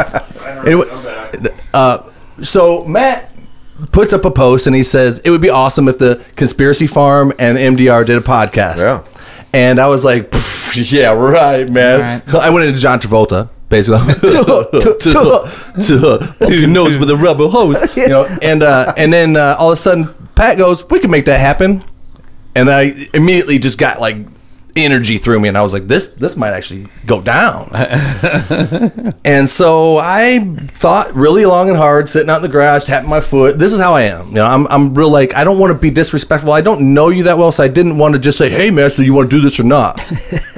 Right? Because I didn't want to act like, so I'm like really thinking it through what I want to say, and I had like 18,000 things typed out on my phone. I'm like, nah, delete. That's just too affable. It's too goddamn affable. And I just said, I think I said something like, hey, it would be awesome if we did this. It'd be a great honor, something like that. And then it was like, no response, because we're not friends, and you had to go to your approval. You have to approve my messages, right? Yeah. Because if we're not friends, which, by the way, you have 5,000 fucking friends, Pat. Can't you dump one of them for me? I don't know. I'm all, well. Here's the process for that. Is usually I'll post something really. Get rid of Matt. Delete. It's all right. But usually I have to post something truly politically offensive to dump a few people. Okay. And then I'm always creating room. Trust me. Right. All right. Well, I've checked. Yes, he is. I've checked 5 times a day, and it still says. I've known you for years. You can dump me, Ad Brian. It's okay. Anyway, So every day, it's cool. All right. I had to explain to, they're like, hey, did he respond? My wife's like, did he respond? I'm like, it says he's got 5,000 friends. I mean, I can't, he probably don't even see my messages. And then I hit you up because I'm like, okay, I'll go to Jeffrey, see what he says, and I said probably something real classy and nice, hey. Right. And then you're like, yeah, that sounds pretty cool. And then we could probably do this. And then I was like, God damn it, will somebody get Pat to call me or something so I can feel this out? Because I wanted to see how this was going to go, because I obviously wouldn't be able to fly with you guys on Conspiracy Farm, right? So I'm like, if they're coming on MDR, I hope they don't expect MDR to be something that's going to strike your like intellectual. But minor disturbance sounds kind of funky, kind of conspiracy. I like it. I like it. That's what I'm saying. I You like got almost like our logo with the barn, with the satellite, with the you got the little radio waves going. We were way before you guys. So anyway, we've been doing this for like 6 years. That's awesome. Nice. Anyway, Hey, we're in over 130 countries. Well, you know what? We're in like 4 cities, so We're in at least 3 countries. So does this actually? We headlined at the Mississippi Valley Fair, motherfucker. This plays on 97X late at night. Then is that? No. We're this is the podcast, man. Yeah. Okay. 97X approached me about doing a radio show that was kind of what we do, but we also play a bunch of local music. So Okay, good. I also have a radio show that's on 97X. All right. This is not that show. Okay. This is Different name? This is the Same name. same name. Okay, It's Minor okay. Disturbance on 97. It's Minor Disturbance Radio on 97X. So you're and able it's to nationalize and localize with advertising and stuff like Well, that. I don't do any monetary stuff on my podcast, only because I don't want people to watch fucking ads, and plus there's not enough people to watch it to make me any money. Okay. I'll just be honest, But potentially you could work that deal out. I could, but I do this for fun, Pat. This is I'm in my element right now. I'm living life. I'm alive right now. I love this. What you brought with you coming on my show, this means a ton to me. This is so much fun. I've looked forward to this for a long time. Dude, we haven't done a fucking podcast in so long, too. dude. So I love like, this God stuff. I love damn this it. stuff. But yeah, too. I we've miss been it. doing it. We've been doing this a long time, and I didn't think. Like I told my wife, I said I don't care if 10 people watch it. I just want to hang out with my musician friends and have a conversation, crack a few beers, and have some laughs. Right. And it kind of somewhat caught on in our little area here. Mm-hmm. And then I'm thinking, well, obviously the local scene's not anything that I could push nationally. So I'm not looking to be Joe Rogan. You know what I mean? I mean, I'd love to, but I'd have to have like nationally known guests. But I mean, you could expand to do that. Definitely. Obviously, you guys have got enough experience. You're good enough at what you do. Well, here, let's play this game. Let's play this game right now. Let's play who's the most famous person in your fucking phone right now. Let's see, who could I have as a guest? Let's see. Billy Pfeiffer. He's already been on twice. Let's see. Travis Williams, my co-host. Matt Wildlau. He's a loser. He's never been on. Yeah. But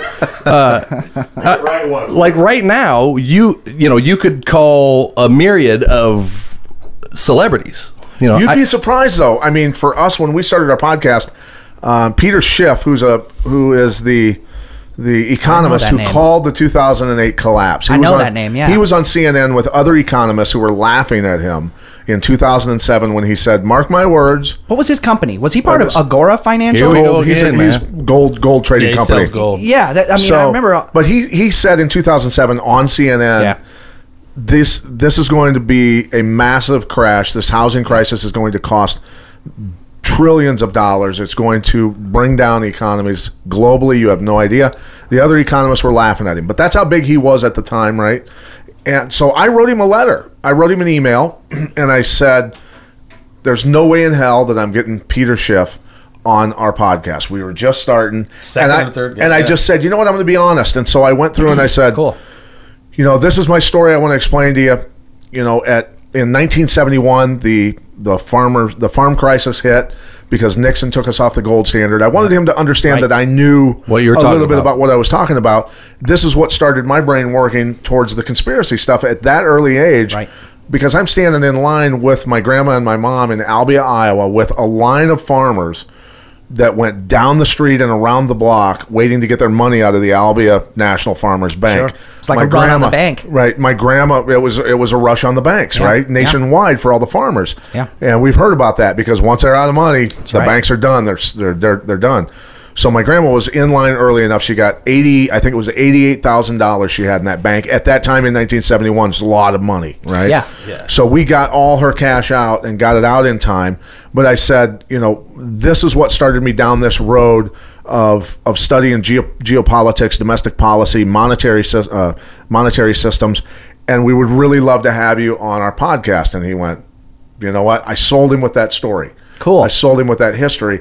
So that's the thing, is your passion for rock and roll and everything else is going to sell people. I agree. I think people. But I heard what he just said, and worst thing you can do is say no. Yeah, exactly. He my original podcast. It's me speaking to you. Like, he was my first guest, and I had the same psychology of like, Pat's never gonna come on. But we had mutual association, so it was easier. But I wound up getting on, and even our show, like you said, it's no harming asking. People are more accessible than you realize. If with Twitter and everything else, and especially like you said, Brian puts people on pedestals, man. What if you prove your knowledge of everybody's just a human being? That's the thing, man. Well, listen, my wife tries to act like I'm weird, but she mowed the lawn today, and I let her because she's like, "I'm not letting him see our yard like this," and I'm like, and she's weeding and stuff. He wouldn't have come in the house he otherwise. He don't give a shit.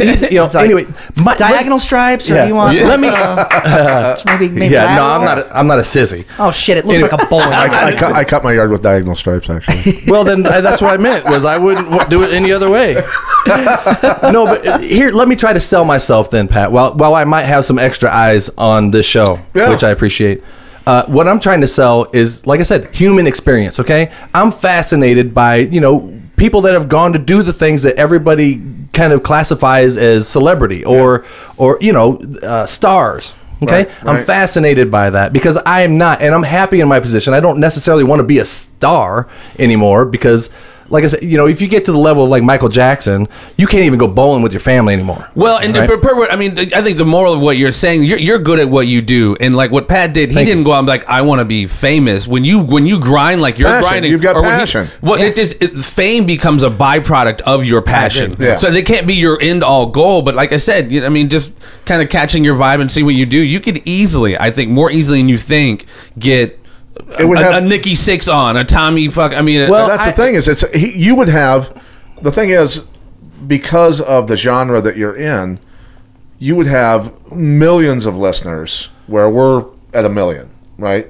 You would have millions of listeners who want to listen to that. That's where you turn it into. That's where you're living without having to do anything else except the shows that you're living for it. You're having fun. You're doing research on their lives, and doing the interviews, and they're like, man, that was a really good interview because the guy actually read the book about me. The guy actually researched me. Yeah. The guy Well, did and this. the core of how you interview people, like you said, you don't want to be like, what was it like in Baltimore last night? Like, really? What the fuck? You were like, No, I want people to the feel like human there's- experience is what I you want them try to feel like I they're agree. sitting with us, having a beer with us, and they're overhearing a conversation of two people that are open and are becoming friends. Right. So, And ultimately, man, someone told me this, and it's so fucking true, man. Like, Pat had a story behind why he became an excellent mixed martial artist, or LeBron James or Michael Jordan.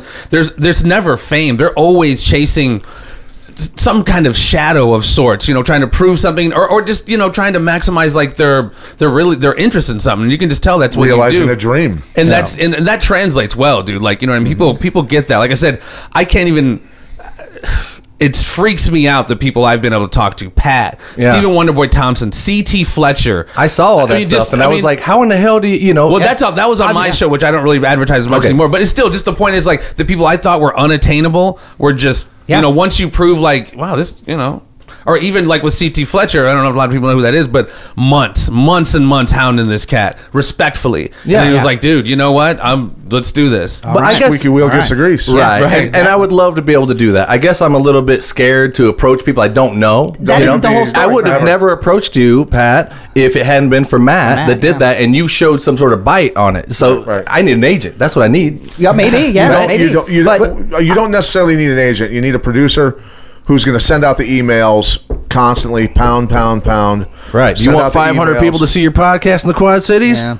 It's a big break for you guys. You know what I mean? Well- yeah. I mean, we're not a huge national podcast. You end up you being did do nationally some of that, syndicated. though. I'd love to do that, though. That's one thing that I've learned is that truly anything that you dream, you can become, and you have to fool yourself into believing it, though. And when you send out, it truly is the power of the universe of the positive vibrations that go out. The Secret? Are you talking about The Secret? No, I'm not. I'm talking about just and I understand the book that you're talking about, but when people understand your passion for what you're doing, they're going to connect with you either way, no matter how big their name is, whatever. They might not have the time, but a lot of times they do. Okay. And they will make the time eventually. They will jump on. You get a great interview, whatever amount of time you get. I mean, there's times where people will tell us, look, I've got 30 minutes for you. And it'll be a phone call probably. Yeah. Absolutely, or a Skype call, and Yeah. we'll have them on the screen, and it's a split screen type But you situation. did do or some whatever. of that Unfortunately, early on. we You did. But do what them sucks that. about that for me is you can tell I look at you when I talk to you and I read how you're responding. That's how I interact with people. I Yeah. can tell if they're enjoying what I'm saying or not. And if they're on the phone sometimes, if you're doing what I do, you run the risk of not Just getting do the Skype. Do the Skype you because need- you're face to face. You need like a nice 42-inch monitor, right right. here. So Yep. when you're talking, they're like right there in front of your I face. love that. That's awesome. Oh, you know what else too, though, Brian? And this is something that I remember from early on because he did do that at the very beginning and then put an end to it, dealing with people who were either trying to get celebrities or people who were former celebrities, people who were in, hair metal bands in Yeah. the 80s and whatnot. Jason Mcmaster from Dangerous Toys was an interview he did early on.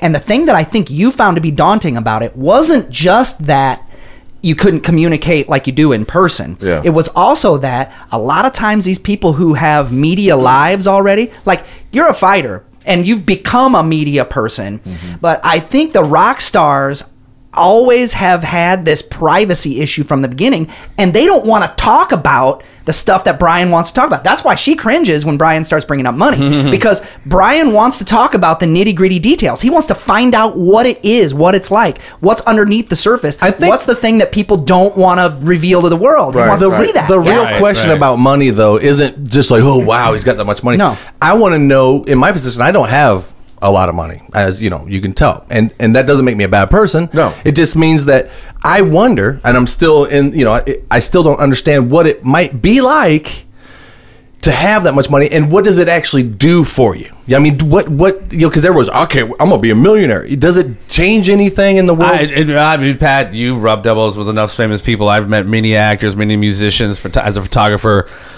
And it's almost cliche now. Obviously, money does not buy happiness. No. A lot of Not at rich all. people are some of the most miserable motherfuckers. Golden handcuffs. Is that real, That's though? what it is. Is that real? Without a Golden doubt. handcuffs. Without a doubt. But I the mean, thing is that money does offer people that are that wealthy is that it is protection.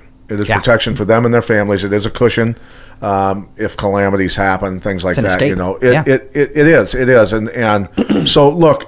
The $15 million that it says on Wikipedia or whatever about me is, trust me, I'm not even remotely worth that. I'm not a wealthy man. I'm not hurting, but I'm not a filthy rich guy by any means. I saw your house. It's for sale, it says. Is that true? You're probably thinking of my old house that was a mansion that I bought for, it was a divorce case, and they were divorced for 4 years. So he'd been trying to sell it for 4 years, and they were selling it was a 9,000 square foot house with like 4 acres in the center of Bettendorf Hidden. Wow. Up on Pill Hill. It was a doctor's house. And you'd be happy to know that if you Google Pat Miletich home, it will give you an aerial view of where you live. Yeah. Just like It's a any big other, ass- you it's a could look. big ass You could house. also look up Gene Simmons' house, and they will show you how to get And if there you and look where it's there, at. you can Right. see So- Pat, tiny Yeah. little He's mowing the grass. and he's got a foil hat on. Cut the grass in diagonal stripes. See, that house, the funny thing about that is that house started at like $950,000. I got it for $525. Nice. Right. Damn. So, Nice. but the problem is by the end of that process of us trying to sell that house for 2 years, because we realized it was too big. We had 2 daughters, 2 dogs, my wife and myself. That house, we used maybe half of it, and we actually lost a babysitter in it. Her parents and us looked for her for a half hour in that house, and we finally found her. She was sleeping on the couch in the basement, but we finally found her. But the thing is that house became, I felt like toward the end, Jack Nicholson in The Shining. Yeah. In that place. Yeah, dude. It was completely useless. And so when we built a new house outside of town, I said, let's build a small, where we're always going to be around each other. Yeah. I always want to be around, I'm my with that, kids and man. my wife and stuff like that. So that's what we built. And we're That's awesome. We're one of the least priced houses in the area where I live now. I mean, Groovy.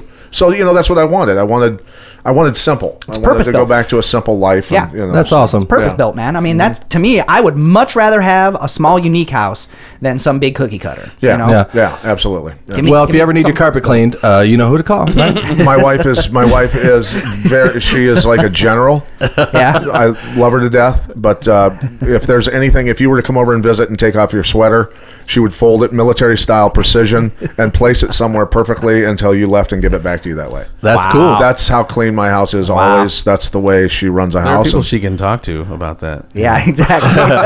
But no, Exactly. she wants the place clean, and yes, she does use cleaning services. Yes. Okay. Well, one thing I wanted to say before I get too far off subject here, but the celebrity thing. I want to touch on that because in my life, I have had small vacations in that world. When you're playing in a band and in a circle of people, Yeah. whether it be whatever, but it's a circle of people that think that I'm special because of my guitar playing or singing or bands and songs. You are whatever. special. You've got a talent. But I've tasted what it's like to have people want, me to sign stuff, and they're acting like, Groupies. well, it's not some of that, but hey, Brian, you're Brian Miner. I've had that, and Right. I was real uncomfortable with it.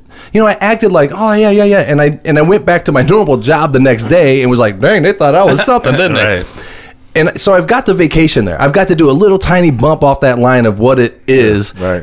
But people like you and Paul Stanley and Gene Simmons, they've done the whole line, and they know exactly what it's like to go out in public every day and to have at least 1 or 2 people be like, "Oh my God, that's Pat Miletich right there." You have to hear it. Yeah, all the time. yeah, and sure. probably less here in town because you're here. But if you go out of here, I was going to ask you that. If you leave the Quad Cities, does it get worse A lot. far as Yeah, that? I mean, I was in Philadelphia last week, and it was kind of crazy, actually. We after the show. Obviously, people at shows know who I am, but we were out in Philadelphia. We stopped at a famous Philly cheesesteak place after the show just to grab something to eat because we were all starving. The guys from the TV crew, and a lot of the people in Philadelphia in that area knew who I was and were getting pictures and autographs and stuff Big like. fight You city. know, that's a fight city. Yeah. It's a fight city. Oh, yeah. Philadelphia is a tough town, but to me, it's a blessing. It is. Yeah. I'm just famous in small circles, right? Right. Yeah, really. Ultimately, don't most think people so. most people aren't going to know who I am. It's just not. You'd be surprised, Pat. Yeah, but- you're a pretty modest guy. You're pretty you're from the Midwest too, which helps. Well, and even we were talking earlier about most martial artists I've met, man. They're the least person to rip your head off because they're martial artists. They understand, per what you're talking about, fame. This is about. We talk about this on the show sometimes. Being validated externally. Like that's really, it's an illusion. You know what I mean? Pat's more than just the first whatever, lightweight champ, or he doesn't allow his external stuff to validate who he is, because he's always known. And a lot of people, like famous people who I know, when they get a lot of money, it's like, this really is an illusion, doesn't mean shit. The real journey is an internal one. Right. Your loved ones, your family members, how you treat people. So it's like, a lot of people go down the road, you're like, man, they do the fame thing, and then sometimes they get wrapped into it and just way spit out by it. But other people who are really self-actualized, like, yeah, this is cool. This, it's nice to have autographs, like Pat said. It's a blessing, but it's not.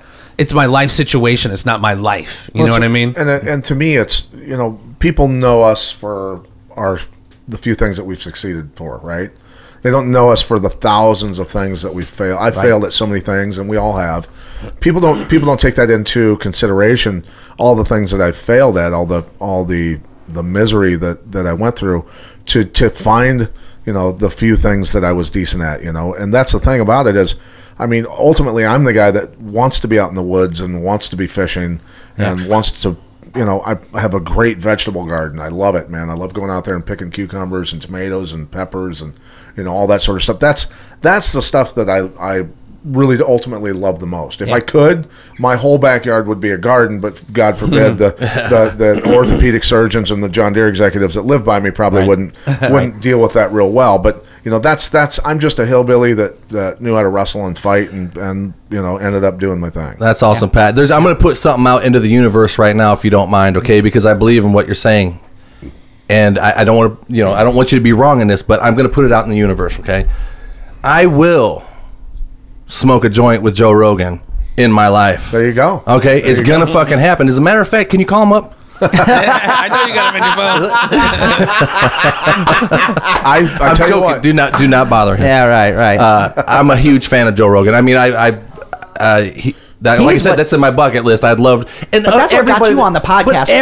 But everybody that's listened to him probably thinks that they're best friends with him. Just like if they listen to anybody long enough, you think you know them, and then you're like, oh, if I ran into him, I'd just be like, hey, what's up? I'd actually faint, but no, I like. Listen, it's not just because of his podcast. I actually liked Joe Rogan before he was. You liked him on the soap opera. No, not the soap opera. I actually didn't know who he was until Fear Factor, and there was something. This sounds really weird whenever I tell people this, but there was something about the way he did that show that was real, and I could see that he wasn't this fake like show announcer guy. He was for real trying to help these people get the $50,000, and he would say things, and you can do this, and just the way he did that, I was like, that guy's for real. I can't remember. I think I asked him on his podcast, what's the grossest episodes, and I think it was something like bull semen. Yeah. Oh yeah. They had to drink bull semen or something. All right, and then my other thing, I was like, am I gonna have to? One time, I literally vomited. At band camp. I literally vomited watching Fear Factor because they were fucking drinking ostrich egg yolk, and they poured in this thing, and they started drinking it, dude. I was kind of freaking out because I was watching these girls eat these water caterpillar things or water things that are juicy, and they were wearing the tank tops like my wife's wearing, and I was somehow disturbingly getting turned on by it. And I was the like, juice flowing down between their breasts. And I think I remember Joe Rogan going like, "That's gross, Brian. Get that shit under control." The first step. Oh yeah, it's dripping down, and I'm like, "Oh, this show's gross." You get first why do I have a boner? Bestiality, you get a boner at those thick burger commercials. No, I never liked. We have the meat. Exactly. But just viscosity in general, I think, gets him going. Oh boy! But viscosity. But what was Valvoline commercials, you name it. What was that like for you to go on Joe Rogan? Because obviously that's 40 million downloads a month or something. I mean, that's like being on the Tonight Show now. Yeah, he's the biggest podcast there is. So I mean, I was honored that he even asked me, to be honest with you. It was awesome. Oh, he asked you? Yeah, so that's awesome. He's a brilliant mind, and I was waiting for it. The thing I asked a lot of him, people were. The thing I asked him too is, because I admire the guy. The guy, he can spit out lines and remember stuff that most people just can't remember things that he remembers. And I asked him if he had a photographic memory, and he said, "Yeah, I do." And so I've respected his ability working with a guy like Michael Chiavello, working with a guy like Mauro Ranallo and Ron Crook now, but the guys that run broadcasts, the guys that are the play-by-play guys, when you talk about Mauro Ranallo, he can memorize a sheet this long of statistics, cities, names, coaches' names, everything, and do that in a live open without a teleprompter. And I just watch him and just go, dude, you are off the hook. You are a madman to be able to do that sort of stuff. Yeah, and skill. we would do some shows with teleprompters, some without. And it's amazing how a teleprompter can then become a crutch, because then they would pull the teleprompter from us on some of the smaller Showtime shows. Right. And you just go, you got to memorize your line. And granted, look, I got hit in the head for 20 years, okay? I'm not the guy I was when I started. I know that. I'm well aware of that. And so to be able to memorize things like they do and do it with high energy, it's incredible to watch. And so, yeah, I mean, they're very talented people. They really are. So is there a possibility at all that Joe Rogan would click on this one? He may. I mean, he was getting into the fact that he didn't even know I had a podcast, and he loved What's the name, up, Joe? He loved the name Conspiracy Farm. Roll that joint, man. Yeah. He loved the name Conspiracy Farm, and the Yeah. tagline is, Yeah. our tagline for it is, we don't start the conspiracy, we just add the water. That's There you It's go. a farm, right? That's great, It's awesome. So we just Yeah, we just help push it down the road a little bit. Yeah. So we got that- a big bump from Marvelous. that bad boy too, I have to say. Oh, it was huge. I saw that. I we mean, got into that. nice. We were the top 50 something podcasts. That was when I in the checked. world. I think we were maybe even higher. By the time I checked, we were in the upper 50s of all the podcasts on iTunes. So yeah, that's awesome. That Yeah. is That is awesome. awesome. it's still we still are. Someone just hit me up the other day, like, got here from Joe, like, it continues, the Joe Rogan bump. I saw a ton of that. I mean, that's what I'm saying. His show is what we all wanted. When you're watching David Letterman or Tonight Show, you saw the celebrities come on. They talked this kind of script. They got a little funny for a second, but then it was to a commercial or whatever's going Yeah. on. With a podcast like this, it's free form. Yeah. I mean, when you go into a story, nobody's cutting you off for a commercial, Right. or something like Yeah. that. So he hit on something that I was immediately attracted to. Like, man, that's what I want to do. I don't want to just have people into. So, what inspired you to write that song like that? Well, I was real inspired by that. Okay, that's nice, man. Anyway, I wanted to have free form conversation like we're doing, because this is a lot more fun. to me. Absolutely. Rogan, for me, what he did was he broke the intellectual dark web. Yeah. Like, Brett and Eric Weinstein, Jordan B. Peterson, who else is in there? Randall Carlson, Graham Hancock. Those are some of my favorites. It's amazing. Yeah. Dr. Rhonda Patrick. I like, learned he's- more listening to the 800,000 episodes of his podcast. He does like 5 a day or something. It's crazy. He does a lot. And he I'm does- like, and he goes I do long, one every too. 2 months. Like 2 or Yeah. 3 hours. Now, too, when you each hear time. when you Yeah. hear what he makes off that podcast per week, Yeah. Yeah, I can you say? I think what do we I think figure? I think it was close to. No, I think it was each week. I think about a quarter million. Yeah. Yeah. Well, I was listening to him when the Fleshlight was his sponsor. Okay. I know. And I loved it because the guests would come on that are these is so hilarious. I I loved know. it because these guests would come on that are like professionals Yeah, or right. whatever, and he'd be like, and Joe would be like, "Yeah, this episode's brought to you by the Fleshlight." With the straight face. You ever fucked one of these Fleshlights? You know what I mean? And they're like, "Well, I don't think I've ever fucked one of them," but Yeah. he's like, I don't think you don't think you're not pretty good. sure. You should fuck one. They're pretty good. Anyway, you want to take one with you? With a Want to straight take one with face. you? Yeah. And I was like, Gotta- this is a different thing, you know Yeah, what I mean? yeah. And so Yeah. anyway, enough about Joe Rogan. I'm sorry, I'm No, a that's fanboy. fine. Yeah. I would love to. I'd love to have a chance to meet him someday. It would be awesome. Yeah. for me. But let's get back to. I want to know what a day in the life of, like, when you were, say you're getting ready to fight. Mm-hmm. And it's big time. You're fighting for a belt, and you're in the locker room, and you're getting ready to leave the locker room and walk to the cage. Can you tell me mentally what that walk is like, all the way to the cage and to the announcement of who you are? To be honest with you, in the locker room early on, hours and hours before the fight, everybody's joking around, having a good time, cracking. I mean, everybody's just laughing their asses off. To be honest with you, it's a distraction from the coming stress. The seriousness of what's about to happen. And as it gets closer, everybody slowly gets more and more serious. And by the time you're walking out there, your confidence levels have to be through the roof. You've got to be ready to go. You got to be ready to rock, because Burt Watson, who a famous boxing manager who handled Smoking Joe Frazier and many other great boxers, Burt Watson would peek in the door, or you could hear him in the hallway. Yeah. 5 minutes, 5 minutes. You hear him screaming, and we're ready to go, all warmed up, sweating, everything else, and then he'd poke his head in the door and he goes, "It's go time, baby, let's go!" And the whole crew would be like, boom, we'd explode. You're pumped, you're walking out, and your music starts, and boom, you start walking toward the cage, and there's nothing really that you can't replace going into a cage to fight in front of a packed arena. You just, the intensity of it all, the unknown, you know, the willingness to walk into the unknown, you know. I think the only thing probably more intense would be going into a real battle with you know, bullets and bombs. Sure. Which is obviously much more intense. But to walk in front of, you know, a crowd of 15,000 people and step in a cage and just get after it and just act and react, you know, that primal instinct is just, it's can't be replaced. And I think that's where it's tough to walk away from that and live a normal life. It is. It's tough to replace that. The intensity level is not there. So, you know, you do your best to replace it with anything. I mean, God, I wish I was doing demo derbies and drag racing and doing anything. You know, that's why I love running in the mountains any chance I get. I got talked into jumping out of a plane with a bunch of SEALs. That was awesome. You know, which I was terrified of. That's the one thing in life I'm terrified of is heights. And so jumping out of that plane was horrifyingly scary for me. But I did it only because it was Navy SEALs and that those guys are really good at staying alive in really crappy situations.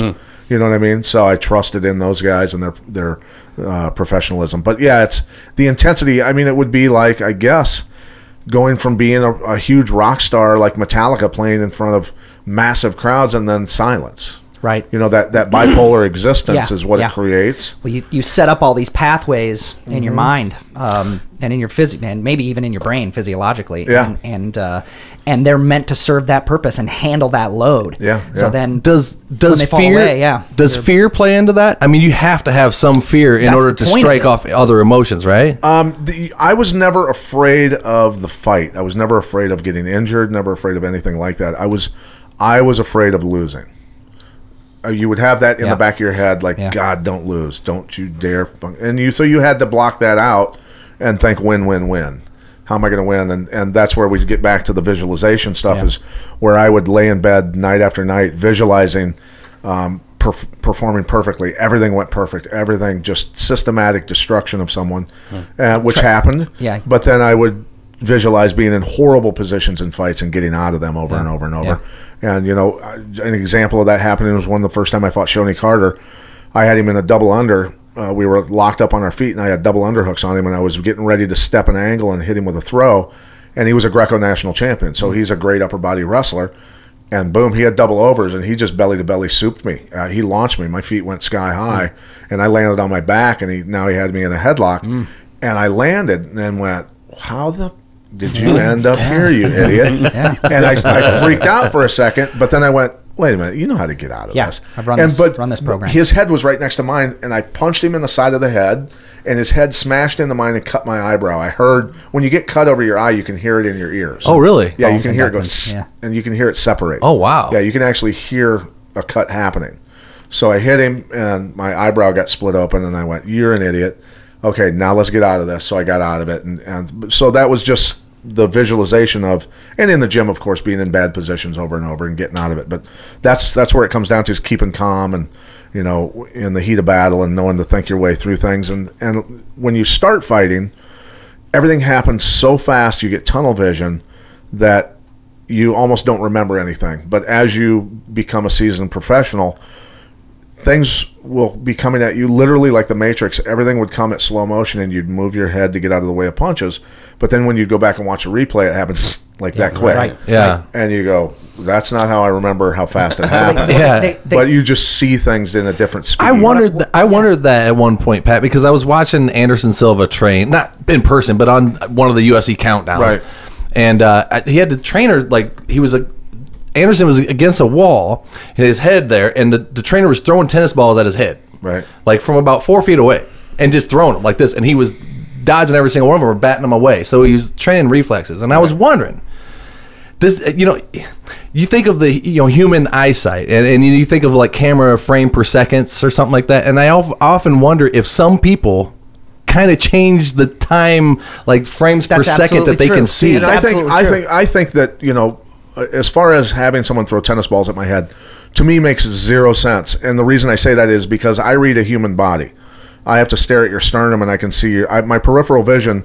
If I stare at your sternum right now, I can see Jeff. And if this were a street fight, I can see everybody in the room. Okay. So I can see everything happening, and I know how to fight my way out of. I know he's coming at me. I got to deal with this while I'm dealing with you, dealing with him.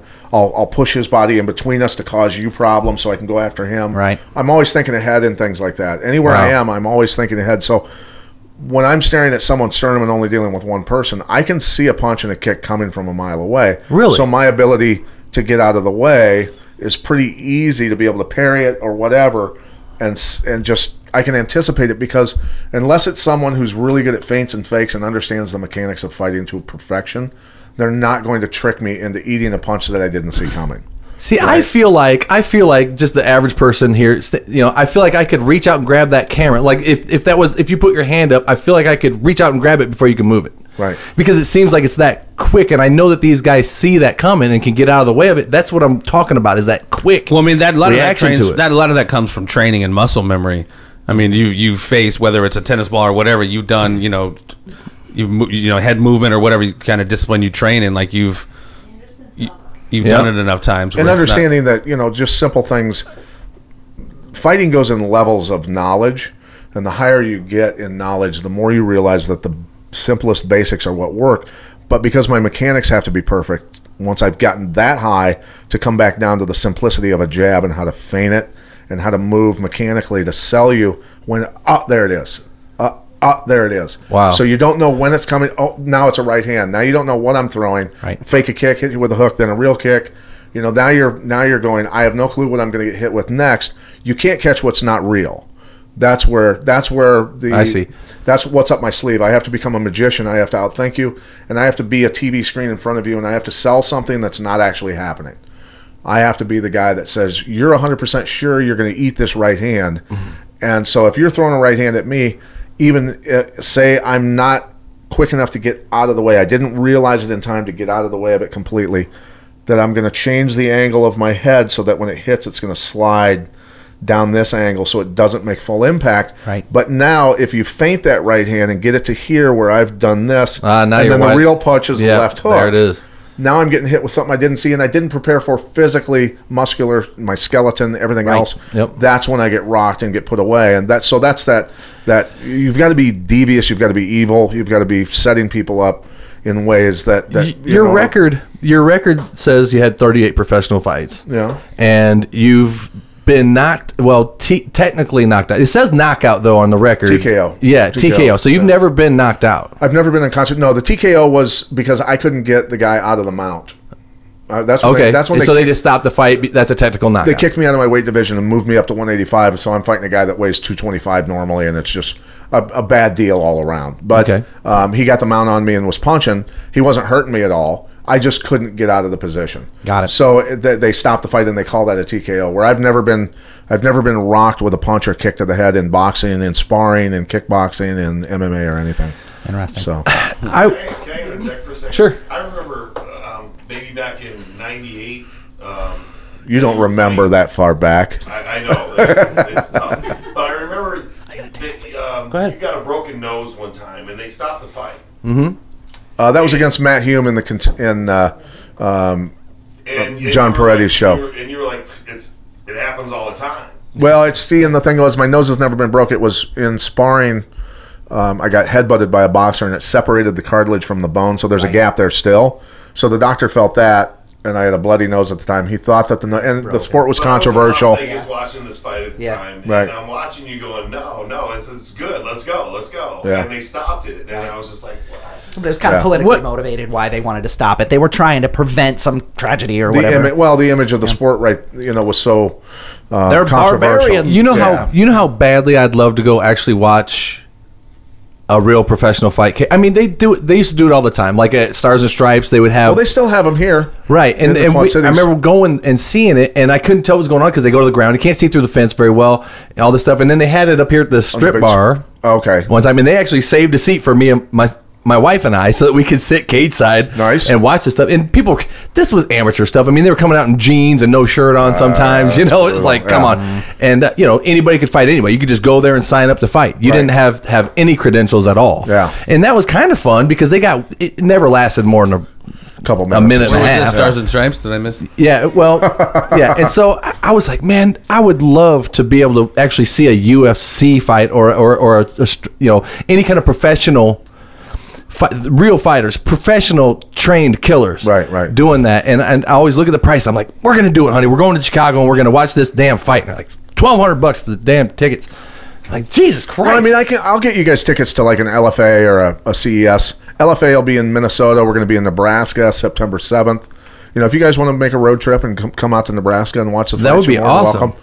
And there'll be great fighters in that. Those are a lot of guys that are really on the cusp of being in the UFC. We find all the stars of tomorrow, basically, is what we do. So there are a lot of young hammers.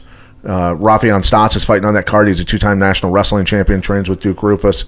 He's a hammer. He's fighting a guy that's a very tough fighter, trained by Boss Rutan. So, I mean, there's going to be some really good fights in that. Well, count me in too, because I'm kind of an unlikely fan. I didn't mention you, man. He's talking to me. No, count me in too. Count me in too. Jesus Christ. I'm a really unlikely he fan. loves what? No, I'm telling you, I'm a really unlikely fan. I became a fan. Suddenly a fan. No, I became a like fan. suddenly salad. Yeah, right. Just add mayonnaise. He told me this before. I loved it. I was like, well, how come you never came to any of my UFC parties then? And it's strange because I was never into boxing, and I was never really into kickboxing, and I considered myself to be a pacifist, which my brother pronounced pussy. Yeah. Right? So put that into Google Translate. I think that's so how anyway, it translates. I was like, I don't fucking want to watch this. This is cretinous bullshit, Yeah. Well, then I watched the first fight and I was fucking hooked because it was Royce Gracie. I had never seen anybody just utterly dominate someone with just sheer technique. Simple technique. Yeah, simple technique. Just Who did you picked say? everybody apart. It was like UFC 1. I watched. Somebody brought the VHS tape over and was like, "Oh, you gotta check this shit out." Are you talking about the dude with one glove? Yeah. Yeah, I forgot. Yeah, that's right. Yeah. Jimerson, Art Jimerson. Yeah, Jemerson. Yeah, that's right, man. So that was hilarious. So yeah, we watched that and we saw the dude that was like, well, I'm definitely the craziest of all the groups, or whatever he said. And we watched all these guys come out. We saw the Hawaiian bone breaker guys. Didn't you fly? Didn't you fight Dan Severn? Yeah. Yeah, we watched Dan Severn drop knees on Taktarov's face. Yeah. For that had to have been horrible, dude. We thought it was because he seems like he would be humongous. Yeah, he was about 275. Is he deaf? No. Okay. No. Because he has the vocal affectation of a deaf man. Okay. It kind of trips me out. A little bit, yeah. But we fought in downtown Davenport actually. John That's O'Donnell. right. John O'Donnell. Yeah. Where the hell was I? I was probably learning how to shred on the guitar.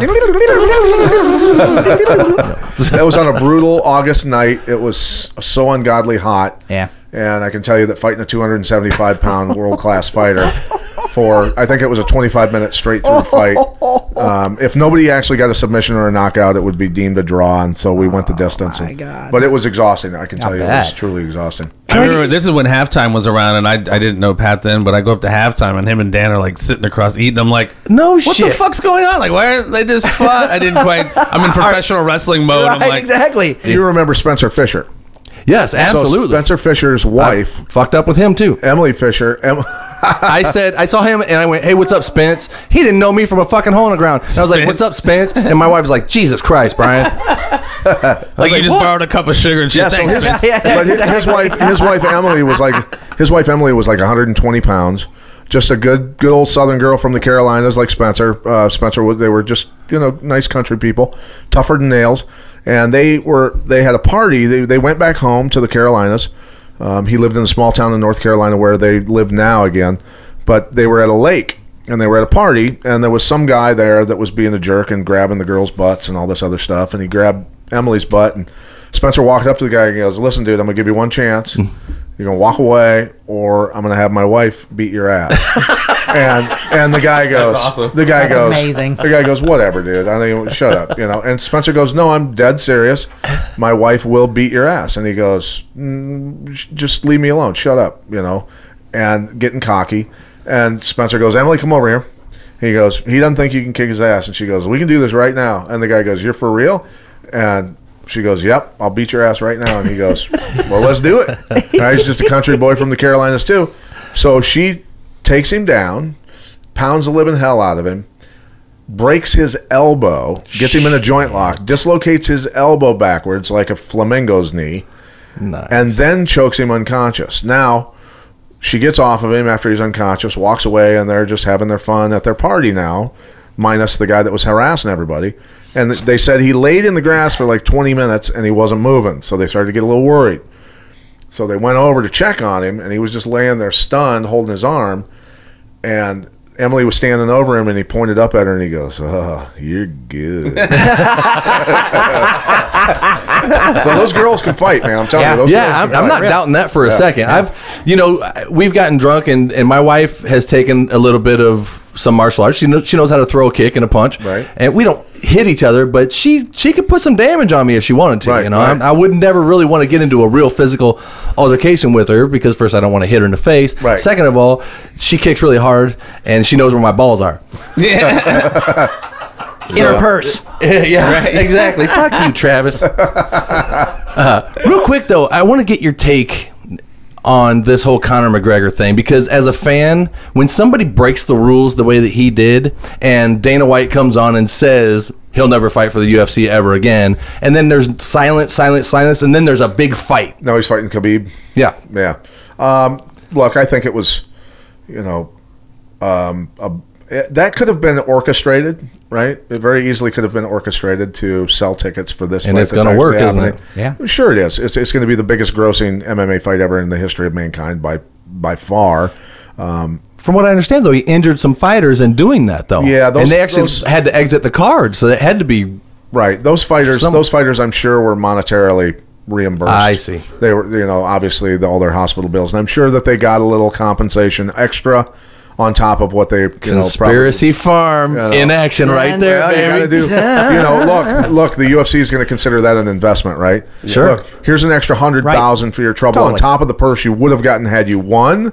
So you're up by $100,000. Your hospital bills are taken care of. You didn't really get hurt. Let's be honest. Right. You were traumatized by a giant chunk of metal getting thrown at the bus window and knocking it out. But either way, I think it looked pretty bad for the sport at the time. And, let's put it this way. The WWE stuff couldn't happen when I was coming up because the sport was so controversial. I was doing televised debates with politicians to try and keep the sport legal in the states that I was scheduled to fight in. So it's stressful enough to train for a fight, to cut weight to fight, watch what you're eating, stay healthy, work your other jobs because you're not making millions of dollars yet, and then go and fight, and then on top of that have to do a televised debate with a politician who wants nothing more than to shut your sport down forever. So, I couldn't put on the dog when I talked. I couldn't be Pat Miletich. I had to be, a diplomat and had to pay attention to my P's and Q's and all that good stuff. So it, we weren't allowed to spread our wings like those guys are. All right. Can I say something here? No. So go ahead. You said something about not making millions of dollars. And I know when you were coming up, you were fighting for like $5,000, and these guys were making millions after. Well, I made good money in Japan and places like that. I got good money. I didn't get millions, but I was paid quite well in Japan to fight and things like that. These guys are making all this money. Does that ever? It doesn't bother me at all because that's we were doing it because we loved it. We were martial artists and we loved it. When I first started doing TV, I got called. I was in Chicago at O'Hare Airport, and I'd done some small shows for the Sunshine Network down in Florida. Just whatever, can you come down and help us out? Great, yeah. But two producers who ended up with Showtime Sports, a director and producer, were doing those shows for the Sunshine Network at the time.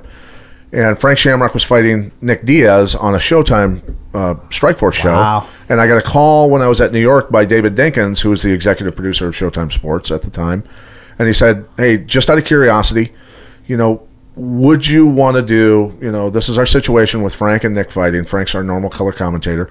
Would you be able to sit in and just do a one-off and just, call that show? And I said, you know what, I'd love to. I'd absolutely love to. So I did the show. And after the show, I was backstage, and David Dinkins, the executive producer, walked up and he said, "You know what?" He goes, "Actually, you're pretty good at this. Would you be interested in signing a contract with CBS Sports?" Now, CBS Sports is big time. Yeah. HBO and Showtime Sports, they are pay for TV channels, and they have massive budgets. And so anyway, my agent at the time said they're going to send over the contract and make an offer for you per show. And so he calls me up and he goes, all right, this is what they're offering per show. And I go, all right, what's the number? And he gave me the number. And he goes, what do you want me to tell him? And I go, are you high? Do you realize how much money that is for standing there holding a microphone? So Mauro Ranallo told me, he goes, listen, dude, he goes, you do have an ability, a knack for this. You're good at it. You can make an awful lot of money on TV. Yeah. And so for me, good for you, man. I paid my dues. Absolutely. I scraped by. I mean, there were some rough years there where I was working 3 jobs and fighting and doing what I had to do to get by. But it all worked out, and I'm lucky enough now to be working for Mark Cuban and having a blast on Access TV. That's very cool. That's cool. And you got the best seat in the house too. You get to watch. Right. Great seat. Yeah, and I sit there and I watch some of these fights that are absolute chaos. Some of these guys are just hammers. And I go, it's like a different life to me. I really don't remember being in that frame of mind to fight at that psychotic level and pace and everything else. I mean, it's very intense. I mean, people are getting wrecked for real. When you watch a fight on TV and you see all these guys leave the cage under their own power, a lot of them, some of them might get knocked out and then wake up or whatever. You're seeing guys go to the hospital with fractured skulls, fractured cheekbones, broken jaws. Absolutely. A lot of damage, dislocated shoulders, broken ribs. You don't even realize the damage that's being inflicted on each other. These guys are playing for keeps at that level. Yeah. And so these guys are doing massive amounts of damage to each other, and people don't realize it. So that's why you need to have the mic, because sure, you're getting paid to talk into the mic, but really you're getting paid because you can see something that no one else sees. Not really, not at that level like you do. I'll tell you what, when you're doing that, I listen intently because I know you know what you're looking for, and you're hearing it from somebody that trains it, somebody that's done it, not just somebody who's like, well, coming up next week, we've got a fight. You're actually just doing, you're watching it and telling what's happening. Now he's got to look out for this, and just like Rogan, he gets super excited about it. You can tell he's like, he's in trouble here. It's like, and I don't see how he gets all excited and shit, and you can tell it's real. Doing the UFC, you're going to get excited. I mean, I get excited doing my shows because the reason is almost all of our shows actually are more exciting than most UFCs because these are guys that are throwing it all on the line. They're hungry. Yeah. These are like college football players trying to get into the pros. It's like Eddie Van Halen in 1977. Yeah, no doubt. Yeah, hungry, man. The intensity is incredible, and I love it. It really is. It's a lot of fun. When I first fell in love with the sport, it was back in the Chuck Liddell. I think what I did was I downloaded, probably illegally, sorry Dana White, some old. Dana's coming. He's coming for you, dude. Some fights because I wanted to get a first hand thing because I knew that there was a trilogy of like the Tito Ortiz and the ice, Chuck Liddell, and I wanted to see them all before the first two before I watched the third one. Yeah. Kind of like episodes, and I wanted to watch it, and so I'm falling in love with this sport. I'm like, this is fucking awesome, and I'm explaining it to my friends, and I'm going through the motion of like, they get him on the ground, they punch him till they fucking dead, it's like, and they're like, calm down, man. I'm like, no, you gotta see this shit. Anyway, so that's when I came in. That's when I came into the sport, and I'm getting to a question here, but that's when I first watched the sport, and then I fell in love with my first favorite dude. Was Mirko Cro Cop. Yeah, Croatian, buddy. I'll tell you how Croatian invested. blood, buddy. That's right. And that's what, right. When I read that you were the Croatian sensation, I was like, he's got to be friends with Mirko Cro Cop then. Got him on speed dial. So call him up. I was Mirko did a fight in Europe. What the fuck do you want? And he had Miocic on he had the Croatian flag, and he had Miocic, Filipovic, his name, and Miletich on the flag. And that was a huge honor for me to have Cro Cop have my name on a Croatian flag. I remember that. Right? That was a big deal for me. That was a really big deal for me. I'm doing the Cro Cop face. Right. See, people don't realize Cro Cop. I hope that you guys enjoyed that because that was embarrassing. It was pretty good, actually. Did they look like I had Down syndrome? Nuts on. Well, Cro Cop was fought terrorism or something. He was the head of the anti-terrorist team in Croatia, one of the anti-terrorist teams, and I watched them do their tactics. There was a little-known piece of footage out there of them doing their building and room clearing and a bunch of other stuff, live ammo. Shooting and stuff, and he's the real deal. And I watched them, and they absolutely are the real deal. They deal with some scary people over there, and so after the Serbian-Croatian War, the Bosnian War, all that stuff, when the Serbs were going through and ethnically cleansing people in Croatia and Bosnia-Herzegovina, once Croatia was given independent nation status by the UN, they were then legally allowed to buy weapons, and weapons flooded in. I mean, flooded in. Right. And once the Croatians got armed up, it took them 6 or 7 days to take back all the terrain that it took the Serbs like a year and a half to take. Holy shit. That's once the Croatians got their weapons. Right. And then after that, reportedly, Krokop took his team and they found the men that were responsible for the genocide and the ethnic cleansing in Croatian villages, and they killed all of them. They found them in their houses, did whatever they had to do, and killed all. It went through and killed every single one of them. That was Slobodan Milosevic. Slobodan Milosevic was the Serb president. That's what I'm saying. Yeah. So anyway, Yugoslavian president, whatever. Anyway, so Krokop was actually under investigation at The Hague for war crimes when his downfall, his slide started to happen. So the stress from being under investigation for The Hague, which brings the death penalty if found guilty. So a lot of that stuff is what was going on at the time. Nobody's ever talked about that. Right. But it was, for me, I'm connected to a lot of Croatians. I'm an American, but Croatian blood, and called myself the Croatian sensation. Given to me by actually a college football player that played for my dad, because my dad gave him that name, and then he was the broadcaster. Well, you've got the flag on your arm too. Yeah, but he, but so for me, I didn't even realize it until I was told that I'm a national hero in Croatia, and I was told. Wow. I was told just recently by some of my Croatian friends who have dual citizenship. They said, "Dude, all you have to apply, and you will get dual citizenship. Your children, your wife will get dual citizenship." Amazing. And they already have dual citizenship. Because my wife's from Quebec, from Montreal. Oh, wow. My kids and my wife are dual citizens already, so they would be citizens of 3 countries. I would be a citizen of 2. That's amazing. So yeah, run for office. Well, I'm sorry. I'm gonna. That's awesome, Pat. That's really Vladimir cool. Klitschko Thank you for talking about that stuff. Well, not president, but one of the leaders. In Ukraine. Yeah. Real quick, I'll tell you. I think so. I did not know that. In Ukraine for a while. Yeah. Wow. I'll tell you how vested I was in this sport. My wife and I were both huge Krokop fans. We watched a bunch of highlights when he came to the UFC, and we were like, "Oh my God, this guy is going to just walk through all these heavyweights."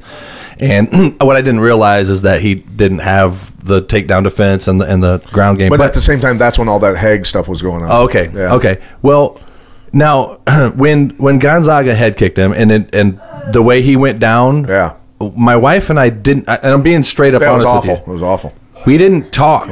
I didn't say anything. I didn't say anything for at least 2 days. I mean, I talked a little bit, but I was heartbroken. Yeah. I felt horrible. Yeah, so did I. I hated seeing that. He was Superman, you know what I mean? And I to see that happen, it affected me emotionally. Yeah. And it left a scar on me in a way. I mean, much more on him, I'm sure. But to see these guys, that's why I hate the sport sometimes, because especially if you get 2 guys that you feel that way about fighting each other. Yeah. Well, and guys stay in it too long. Yeah. You know what I mean? That's the problem. I didn't like watching Matt Hughes twist fucking Hoist Gracie's arm off. You know what I mean? I was like, God damn it. Because, that was a Kimura, wasn't it? Didn't he have he had his back and pounded the shit out of the... Pretty much had his... Yeah. Was but look at me trying to say shit like I know some MMA. If you go back and watch... If you go back and watch Fedor Emelianenko... Hold on, Danelle. If you go back and watch Fedor Emelianenko... If you want to talk, come over here. If you go back and watch Fedor Emelianenko versus Mirko Krokop in Pride when they were both in their prime, that's a fight. You know what I mean? That's 2 alphas, true monster alphas going at it in an arena with 75,000 people in the Tokyo Dome. What's Chael Sonnen going to do to him? The thing is Fedor now, the button's been pushed several times. So, okay. Yeah, but in his prime, he went 10 years without being beaten by the best heavyweights in the world. He was unbeatable. He was almost the picture of perfection for all fighters that were active at the time of what a true, like the scariest human being on the planet could be. And he was the picture of perfection. And when we were fighting in the Rings organization in Japan, a guy named Kerry Shaw, Meat Truck, from Cincinnati, he trained with Rich Franklin. Rich always used to come down and bring his guys and train with my team in Iowa. And so we knew we were real good friends with those guys. So we were all in Japan fighting in the Rings organization. And then there was a King of Kings tournament. And it was the baddest dudes on the planet. It was like a 32-man bracket. Damn. Of the scariest dudes ever, right? I mean, the Nogueira brothers, Babalu Sobral, Randy Couture, Jeremy Horn, Fedor Emelianenko, you name it. They were in this tournament, right? So, but this is the first time Fedor had been outside of Russia. Nobody knew who he was. And they did the weigh-ins, and Kerry Shaw weighs in, and then Fedor gets on the scale. And Fedor's like an inch taller than me, right? Maybe an inch and a half taller than me, and I'm 5'10" at the time. So Kerry Shaw comes walking over to us, and he goes, "Dude, this guy looks like a janitor, man." And he goes, "I'm gonna destroy this guy, right?" Yeah, good luck. So, and nobody knows who Fedor is. So anyway, the fight happens, and Fedor comes out and just demolishes him in like 20 seconds. And we're back in the locker room, and Kerry's shaking his head, and he goes, "I've never been fucking hit like that before in my life, dear God." And when Fedor knocked out Tim Sylvia in Affliction in L.A., and that was like 24 seconds, Tim said the same thing back in the locker room. He goes, "You have no idea how hard that man hits. That was ungodly, unreal." Wow. He goes, "Holy." Did the same thing to Orlovsky, didn't he? Yeah. Pretty quick with Orlovsky over. I forget where that was. Orlovsky took a nosedive after that flying knee attempt. Yeah. Spun him in a circle, and he landed face first. Somebody said that about Crow Cop as well, that he hits harder than fuck. I think it was Brendan Schaub was like, "Dude, when he hit me, I've never been hit like that." Right. Well, he ended up winning the fight. You know, and you know what? I like Brendan as a person, but you know how he suddenly became an authority on MMA is beyond me, because what was his record, like 10-5 or bro 6 or something? I just went. Ben Rothwell knocked him out. I'll have to edit that out. I'm not making any fucking friends. I love Brendan Schaub. I think that he's funny. Yeah, and what Joe Rogan did with him, talking him down to fighting, I was like, because I mean, come on, he just was being honest with his friend, and he became what he is now, and that's great. He's didn't he play professional ball too? Played some professional football. Yeah, I think he's hilarious, but I hated watching him beat Crow Cop. Yeah, I hated it because I love Crow Cop. Yeah. But that's the thing, is just guys past their prime doing it too long, and all that sort of stuff, and it's unfortunate. I'm glad my neck gave out before my brain did, and my brain has been damaged. There's no doubt, make no doubt about it. But you can't tell, man. You see, I mean, I have never been hit except for one time I was watching a fight and I got my nose broke because I tell people I got my nose broke before. I had it separated. See, during a fight. During a fight, a fight was fucking taking place. Technically, right, and I caught a kick to the face, and you know what? I got up and went home, bleeding, but it was the other people fighting. This guy grabbed this other kid, swung him around, and I'm like, "Hey!" And his foot, bam, hits me in the nose. I'm the only one that gets knocked down, bloody nose. They stopped fighting to try to help me, and I'm like, "That sucks." I'm not a fighter. I'm not a fighter, Pat. That's bad luck. Yeah, it's not everybody's cut out. I didn't think I'd have to guard myself watching a fight. Oh yeah. It's like automobile racing. Spectators do die sometimes. Yes, they do, man. That axle just went into the stands, didn't it? It sucks. I see that you're chewing, Pat. Uh-huh. And is that a nicotine thing? You know what that is that in wrestling in high school, I think it was my senior year in high school, literally almost the whole wrestling team chewed tobacco, and Bettendorf wrestling. Yeah, Copenhagen. Key. It was Key back in that. Yeah, but the thing was they did it because when you put it in your mouth, you don't eat. Oh, right? Okay. I knew there had to be a practical reason. And they would spit. You're losing weight and not eating at the same time. So they used it as a weight cutting tool, and so that's why I started doing it. And then it just you're in it now. Yeah. So and it's something that I would really like. I've quit before. Like to quit again because it is it's a horrible habit. It really is. Well, smoking is worse. I was like, I'm not going to smoke in front of Pat. He's probably going to beat me up if he sees. He probably beats everybody up that's smoking cigarettes. And then here comes Matt, and I said, "Are you going to smoke in front of Pat?" And he goes, "I smoke in front of anybody I fucking want to smoke in front of." That's why he's left 7 times to go outside and smoke. I'm not stupid. No, but the thing is, for me, growing up, my whole family smoked. My mom, my dad, my brothers, my sister. Everybody smoked cigarettes. So I would come home.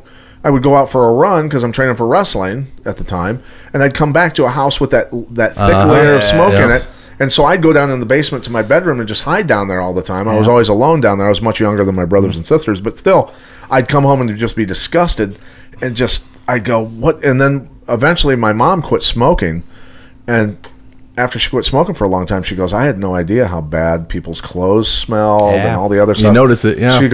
She goes, "I have to say I'm sorry. I had no idea how bad it was for you." Yeah. And so, back in the day, there would be, at Stars and Stripes and places like that, there would be that layer of smoke when you would Yeah. be fighting. Yeah, I know. I remember seeing playing that. cover bands. Yeah, if you play, here you are. I'm gonna go out. I'm gonna take You care guys of my are voice. up in that on the stage, Totally. right in that level. Yeah, it's right in your. Right. I wouldn't even smoke.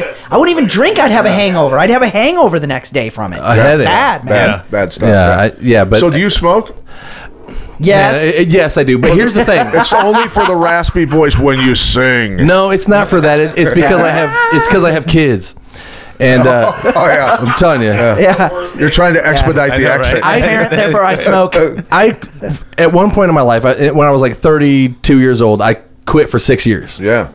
And I got in shape. I went to the gym. I got down to 185 pounds. I'm 6'3". Yeah. Got down to, and I was shredded. You know, I felt good about myself. I felt, I was wearing crow cop shirts and running on the bike path and shit. I thought I was going to be the. Is that how you champion. landed your wife? That is when I did find her. There you go. That was the There you that was the go. window. But she was 350 window. pounds. The window of apparent competence. She was a 350 pound. You No, saved she her. wasn't. You resurrected her. Well, she was passed out when I drug her home. So I mean, when she woke up, she was happy to see me. No, When she you came drugged her to- at home and she was passed out. Yeah. No, I drugged her at the bar. Oh, and then right. drug her home. Right. By the way, I believe the correct response when somebody asks you if you dip is a little pinch of this and you will be a goddamn sexual tyrannosaurus just like me. Well, it is a lot like Viagra. I want to tell you something. Hey, I'll tell you something. There's this gas station boner pill. It's called Swag. Oh, It's called Sex with a Grudge. Okay, and it says take 1 to hurt it, 2 to kill it. I took 1. Is it just a caffeine pill? If caffeine makes you have a boner for 2.5 days. yeah. Are you serious? I took one of them things, and stopping at ask the my gas wife. station. I'm telling you guys. I'm telling you, men, right now, Swag is the real, and I have no problems with that. I just wanted to see what was up, Yeah. Because a buddy of mine texted me. He's like, "Dude, that Swag shit is the real deal." I just And bought was it. I like, just "Come bought on, it for a But you friend of gotta mine. do it as a boner pills ain't gonna suppository. do anything." That's how you do it. So I ate one of them damn Swags. See? Cat's scared. Yeah, You're the pussy. the cat's scared of me now because I'm walking around like all the time, like, check this shit out. Look at this thing. The pussy is freaking out. No, but it literally was. It would just at random times. It's like, hey, Brian, hey, it's time to fuck again. I'm like, well, we just did. It worked so good, and I was like, I don't even like it because my hips hurt now. I'm telling you, Well, it's like I'm Ron 45 Jeremy. years old You're now. gonna be like Ron Jeremy and need 2 hip replacements. Yeah, right. You're gonna need some titanium hips pretty soon. I already do. I'm telling you, man. So if anybody out there listening wondered, So you just got your first sponsor. there it is. I Right. don't think that we can survive Yeah, that. that's correct, I don't think dude. we can survive it. We can survive Yeah, it. that and the fleshlight at the same time. Then I'd do a man. podcast once a year. Yeah, 'cause I'd be yeah. like, See a guy out in the yard with a hose cleaning it out all the time. Gotta ring it out. Get a giant Q-tip in there. Yeah, exactly. Minor Disturbance Radio took a U-turn from MMA excellence to dick pills. Yeah. Well, that's what No, we see, do. we just came It's back called- to our it's fertile. called- This is our wheelhouse Yeah, right this here. is where we This live where right we're here. at. And Yeah. so it's called Swag. Swag. Swag. I'm It's- just, you know what? Just for the hell of it, I'm going to eat this stuff just to see what happens. you know Stuff what, we all get. Pat? stuff we Please. all get. I want to try it. If I you- want to see what this is all about. All right, because here's the We'll get here's- him back here in a couple weeks. Get Here's back the on extent show. of my conversation with Pat off of the air right here. Okay, I told you, I asked him, I said, so this would be cool if we did that, right? And it's like, tweet, tweet, tweet, tweet, tumbleweed. And I was like, fuck. And then I was like, okay, so what do you want to drink? I can have some water. We're going to have some Gatorade, some purple flavored Kool-Aid. I was trying to be fun. And he was like, water's fine. Like 2 days later, water's fine. I'm like, son of a bitch, I can't. And I was like, I'm leaving him alone. I don't even know what's Well, going see, on if here. you would have said, "Hey, Now we're I talking got about some boner swag pills together. Right. I got some free swag pills." I'd be like, "Let's rock this thing." So now, if you get rid of one of your asshole friends on Facebook and let me be one, I could message you, or you could message me and say, "Dude, you were right," and I could be like, All right. "Pat Miletich just fucking texted Exactly. me and said that the boner pills worked Yeah. Swag. because I know famous people like that. This is how it is." Your wife keeps poking around the banner with a thumbs up about swag. Yeah. Swag. Yeah, Like, it works. it works. Yeah. Well, she don't hurt anything either. I mean, she's a beautiful woman. It's not like I have a problem with that. It's just we're men, and at 45 you could probably hit it like every other day or something to be okay, or once a week sometimes with kids. If we have a weekend without kids, the swag pill it is on.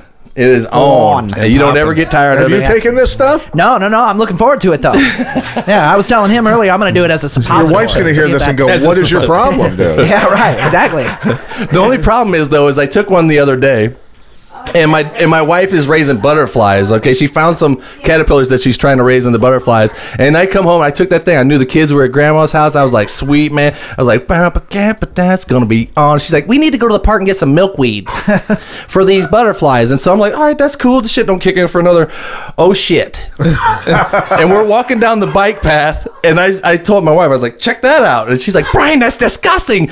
These people walk. I was like, I don't give a shit. This is what you get, man. Check it out. It's working. So did you step off the bike path into the weeds? Yeah, so if you would have saw me picking milkweed leaves with a boner, with my wife,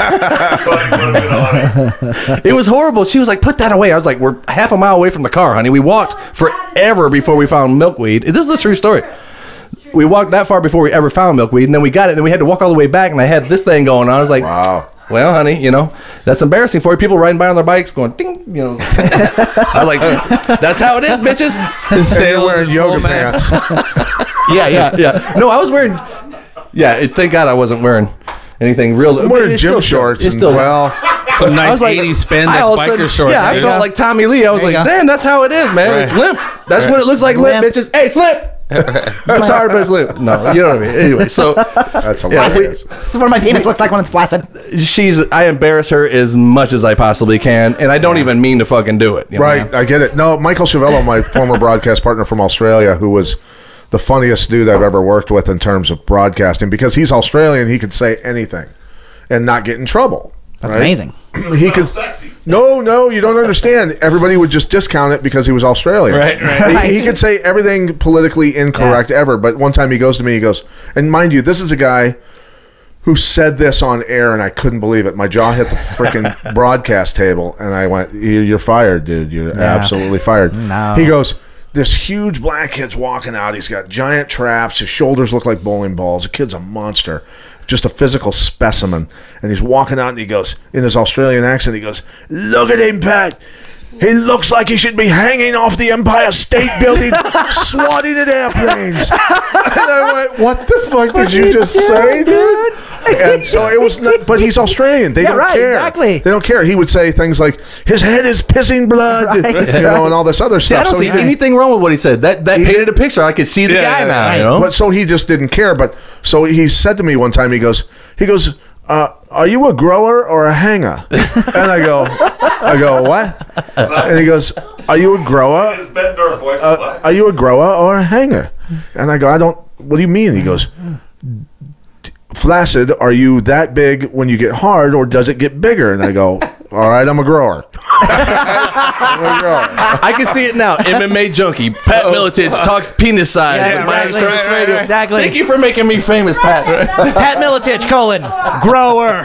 Wow. I'm a grower. Vegetables. I grow vegetables. Just add the fucking wife. hilarious. I'm a grower. Well, I was always jealous. I was always jealous of people with British accents because they could say cunt. They could say cunt. yeah. It's like something Oh, yeah, completely for different sure. over there. Yeah, They we can say cunt. we say it over here and we get punched dead Exactly, in the face. man. We needed Jim Jeffries to show up and get it Right. legalized in the comedy clubs, essentially. Yeah, Because yeah. I mean, it's something different to No them. doubt, You know. no. Yeah, I know you're serious when you drop the C-bomb. Exactly. No, and Michael was so smart. One time we were at the Foxwoods Casino, and they had us pinned in between the ring. It was for a Muay Thai show, and literally the stage behind us is this far away. It's like 18 inches, and our chairs are wedged up against the broadcast table, and we can't move. I can't get up to go do interviews after fights in the ring. I can't do anything.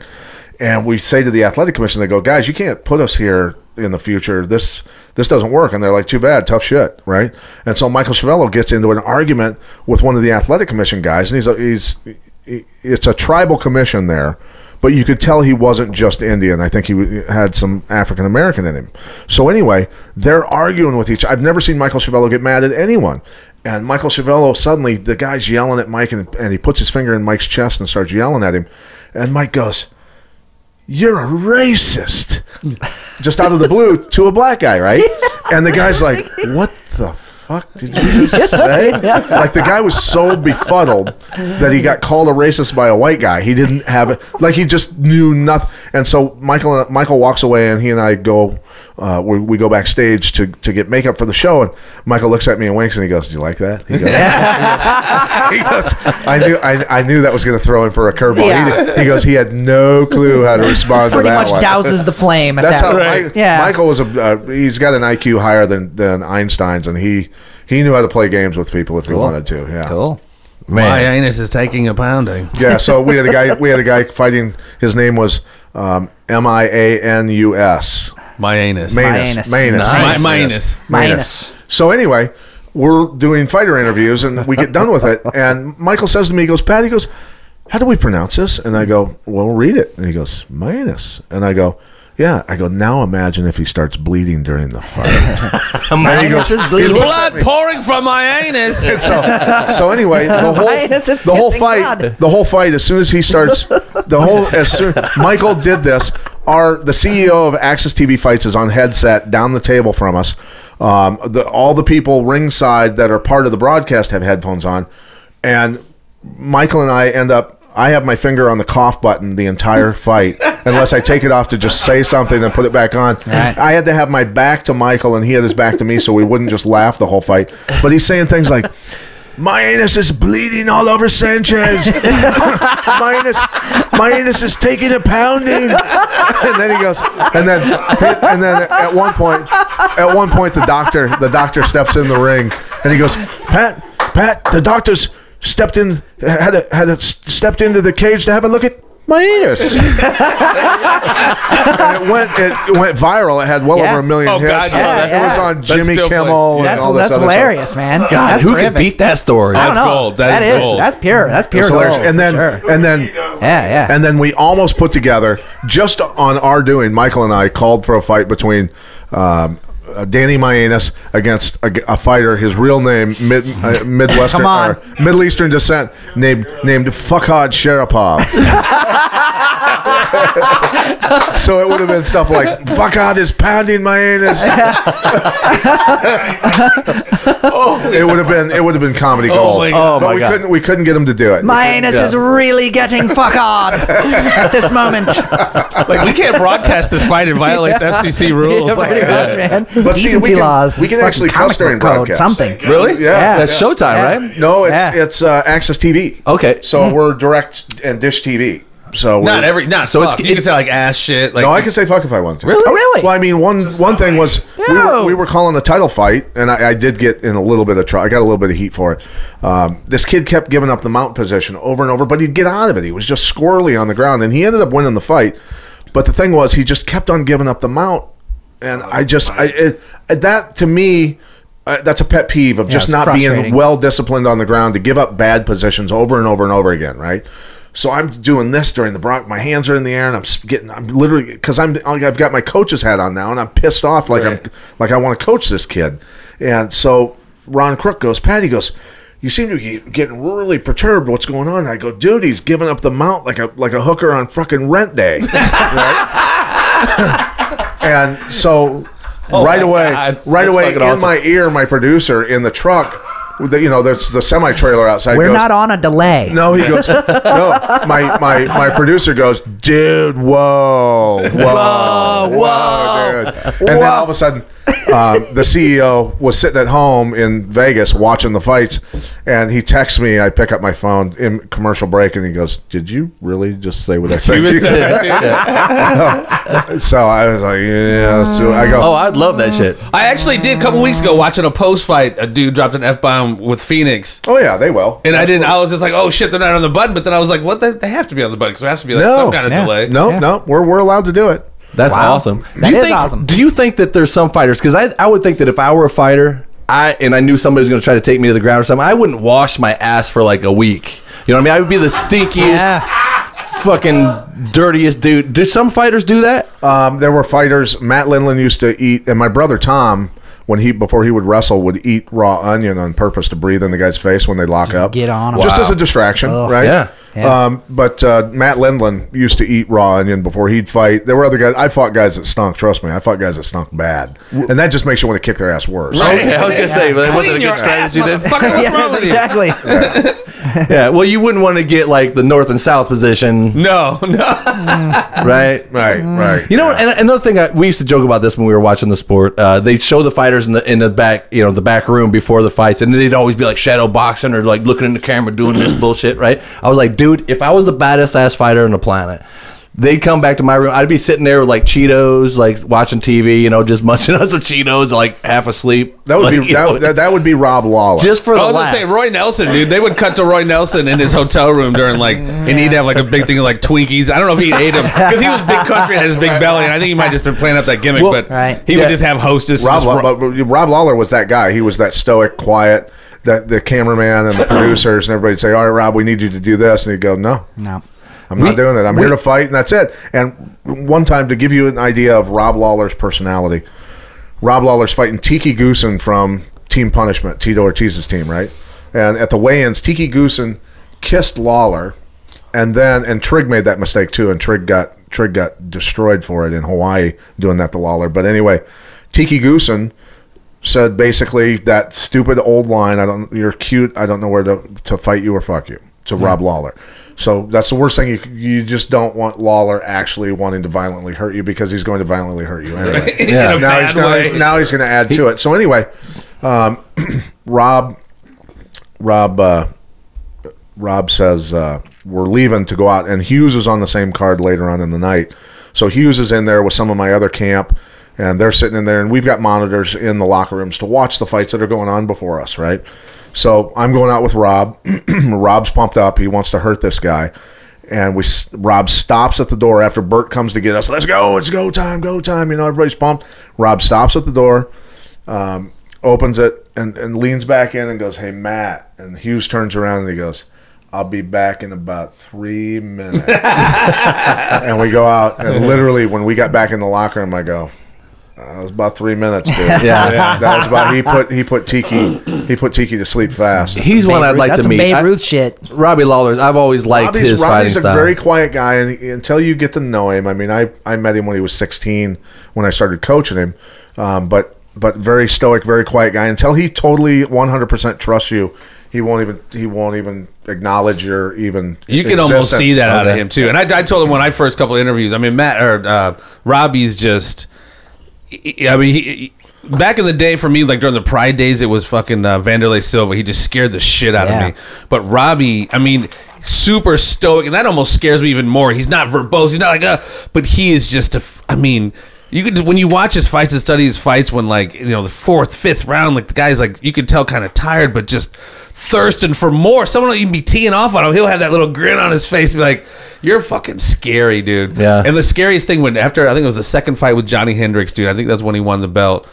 I think they went to that fifth round, and that bell rang. And Johnny Hendricks, you could just tell, was just I don't want to be here, man. He was walking like dude, the horn goes off, and he just like walks away from Robbie, and Robbie's like right on his back, just like, dude, if I had 10 more seconds, I'd beat. You know what I mean? Oh yeah, that was the thing. He was looking toward McCarthy, whoever it was, like, dude, can you please get this fucker away from me? So at the start of the fourth round, so what I came to that fight simply to support Rob. I wasn't coaching him anymore because I had retired from coaching, but Hughes was there, and Hughes comes up to me and grabbed me. I was a few rows back, and he goes, "Dana wants you to come up and sit next to him." So right in the front row, I'm in the front row, and before long, I'm standing on my chair and I'm coaching Rob. That's just my instinct. Right. Yeah. He's like my firstborn type guy. Yeah. He was part of the first wave because he started when he was so young, when Hughes and the Horn and Pulver and all those guys were monsters, and we were all kind of looking out for the high school kid that they brought to us to kind of mentor, because he just had a little bit of a tough time and stuff, and at home I think was a little tough for him. But anyway, so we truly love that guy. Like, he is part of the family, will always be part of the family. And so anyway, I'm going nuts, and I'm coaching Rob. And now when the fifth round started, I knew that Hendricks didn't want to be there anymore, and I was screaming at Rob, and I said, I'm cussing up a storm, and I'm going, "Damn it, Robbie. Make him fight, pin him down, pin him in the corner, keep him up against the cage and make his ass fight you. And I'm screaming it over and over, and Robbie starts doing it and starts unloading on Hendricks, and Hendricks is terrified. You can tell Hendricks is like, this boy has a beat on me, and he is wrecking me right now. And Dana White, I was screaming so loud and so into the fight that Dana had left and gone to the other side, right? Because tired of you being in his fucking ear. Yeah. Well, but and so I didn't know it. CM Punk was sitting right behind me, and CM Punk goes to Duke Rufus. Duke told me, he goes, dude, he goes, I was listening to Miletich coach Lawler the whole fifth round especially, and he goes, that was the most intense shit I've ever heard in my life, and he was spot on with everything he was saying. Like, CM Punk was like, this is the coolest shit I've ever seen in my life. Well, Johnny Hendricks' entire family is next to me in the front row. And I don't even care. Shit. I don't even care. I'm going, I'm calling Hendricks a pussy. I'm like, fucking fight, you pussy mother. You know, this and that. Because our system for doing things is we would deliberately harass the opposing fighter. We didn't need the coach all the time. Our fighter knew what to do. So we would break down mentally the opposing fighter. Like when Pulver fought Dennis Hallman for the title, we harassed Dennis Hallman relentlessly. Yeah, and just get inside his head. And Bernard Hopkins was sitting right behind our corner, and we broke Hallman down to the point where he started talking back to us and flipping us off. Oh shit! And he wouldn't stand up with Pulver because Pulver was destroying him standing up. Yeah. So he would try and take Pulver down. Pulver would shut it down. Then he'd try and pull guard. Yeah. All that sort of stuff, right? So prey behavior. When the fight was over, Pulver dominated him the whole time, but. Bernard Hopkins goes, dude, you guys are a pack of jackals. You are ruthless. Yeah. He From goes, the I've Quad never seen Cities, anything man. But that's how we did things. That's pack-oriented predator behavior, man. Yeah. I mean, Yeah. you turn somebody else into prey, you get inside their head. Right. They will physiologically represent prey responses. And our fighters That is knew what that will if you got a happen. double leg on somebody and pick them up, you carry them back to our corner and smash them, dump them on the canvas there, and as soon as they would land, we'd all be like, you are done. Yeah. You are done. What's the one where fucking Matt Hughes gets out of a Trigg, dude. and Frank just Trigg. fucking picks him up and runs him over to the other side of the goddamn that was our system. fucking- That was our system, yeah. That was probably the most intense shit I've ever seen. That's another one that That is I just regret fucking not crazy. running into. I don't have a fucked up Brian Miner meeting some famous UFC fighter story about Matt Finn because I've never ran into Not him. Matt Finn, Matt I would Hughes. have. What did I say, Matt Finn, I'm yeah. sorry, Matt Hughes. Yeah. Right. Matt Finn is, a cool Finn dude, is a too. drummer in a band around here, and I get. So Well, he's Can't like get out the of your drummer version Yeah. of like Matt Hughes. Yeah, he really is. Hard hitter. yeah. Anyway, I've never met Matt Hughes. I would have loved to have ran into him somewhere so I could make him fucking fool of myself, just like I do every time I meet somebody like that. Matt was always a guy that his brother Mark, his twin, was very friendly, never met a stranger. Matt, totally the opposite. He was the same way as Rob. Like, if he didn't know you, he'd be nice to you and say, hey, how you doing? You know, and sign something, but then he'd be gone. Like, Matt and I would be sitting there, wherever, an airport or whatever, and somebody would come up and start talking to us. And the minute they would turn to me to start talking, Matt would be gone. Yeah. Every time, and leave me there alone because he just didn't want to talk. wasn't into that shit. He's just a quiet, stoic guy that just didn't want to. You know, he's a farm boy. Didn't want to talk a whole lot, and just Less is more sometimes. Yeah, That's true. I met Kiss one time at a hotel, and I know that they take turns. Did Gene Simmons take a Polaroid of you too? He A Polaroid. No, it was Paul Stanley this time. But no, they take turns. They take turns. So get two famous people going into. By the way, they're having a Kiss convention at this hotel, so it's packed full of nothing but fucking Kiss nerds, right? Yeah. And so Kiss is going to stay in the same fucking hotel, and they've got to find a way to get through the front door dear and to God. their rooms through a lobby Just full dress of up like Kiss and blend in dudes with like everybody me. else. Yeah, pretty Right, much. so it'd be like MMA. You're walking in. Say if you're having a fight and all the fans are staying at the hotel, and Right. Matt Hughes and you walk in, right? You guys would have to be like, okay. And Kiss has got it down. They've done it a lot. What happens is Paul Stanley they'll take turns of who's going to come in and actually take the crowd. Meanwhile, somebody skirts, and Gene was the guy that went around the edge. So it was, oh my God, it's Paul Stanley, and you're intrigued by this. You're like, oh, this is interesting. This is the fucking first interesting thing Brian said all fucking night. Not at all. Anyway, and that's what they would do. Paul Stanley would take the pictures, and just go, yeah, thank you very much, whatever he does. And then I can't do a podcast without Paul Stanley. Yeah, you person. gotta have it in there. And then Gene just kind of goes around the edge of the wall and gets on the fucking elevator and goes upstairs. And then I heard him in interviews, they talk about they take turns doing that. So Smart. So that's smart. so you would Can you take the imagine though? They've been around for. I mean, it just gets. I mean, you're thankful for it, but not that I've been there. But it's like 40 years, however long Kiss has been around. Like you're over the novelty of like people recognizing you And and all Gene that. Simmons still can't go anywhere. Yeah, absolutely. That's what I've thought about that. I met Paul Stanley, and it's weird because when I met him, it wasn't when I was supposed to. I saw him come in, and I waited, and I got a real quick like. He didn't say anything. They don't talk much. They look weird too. They're real pale and jet black hair, and I'm like, oh my god, I'm staring at him like like this. It's embarrassing, but you're like, oh my god, it's Paul Stanley, and then he comes over and he's like, yeah, thanks, man. And he goes by. So that's cool. But That then sounded a little John Lennon. we were like, fuck, this is Thanks a fucking lot. crazy. We go up the elevator back to our room. There's a couple guys waiting in the hotel room, and they're like, Kiss ain't staying here. That's the dumbest thing. That we're staying in the hotel. We're gonna crash out and go to the convention tomorrow. And we come running in, dude. Kiss just came in the side door. They're here. We just met them. We got a picture on this camera, but it's not. This is fucking back when you had to go develop it and shit. Right. So they were like, what? And anyway, then we come back, get in the elevator, go back down to the lobby. Door opens, and it's Paul Stanley standing there again. Nice. And he goes, "Shouldn't you guys be in bed?" And I was like, and I walked out. I don't remember what I said back then. I don't even remember. And I walked off, and I was like, Paul Stanley just said something to me. So you do that to people. I'm sure that people have came up to you and talked to you and been like, I don't know what to do. And I was like that at first. If you watch the progression of this podcast, you'll see that at first I didn't know how to. Until we got on boner pills, and then I knew. Boner swag. Yeah. Swag. You can feel Brian kind of come down off of the top of his diaphragm and start actually breathing when he talks. But no, Pat, this has been one of my favorite podcasts ever because we didn't really have to talk about. Besides Billy Fife. Well, Billy's really cool too, but he's almost as famous as you. Almost here in Europe. That guy's got a lot of girlfriends in Europe. Yeah. But I want to thank you for taking the time because I know you have a lot of things going on in your life, and you guys would have probably been doing a podcast tonight. If tomorrow we have, Say it. No, well, go ahead, come on, bust it out. Yeah. It's pretty big. It's pretty big. The guest we have on tomorrow, maybe not name recognition, but like the story she has as a multi-decade long victim of satanic ritual abuse by from family to political people to entertainment people to religious people. I mean, you will recognize a great many of names of people who've she's been involved with. Some horrific stuff. It's beyond. It's really beyond horrific. It goes back to kind of the beginning of our conversation of like, a lot of times we can't really, as lay people, normal, just compassionate human beings, compute the depth of the evil. I mean, there's really the evil that men can do, not just men, but I just say that like humans, that humans can do, and it's others. Innocent children is what it's about. And then.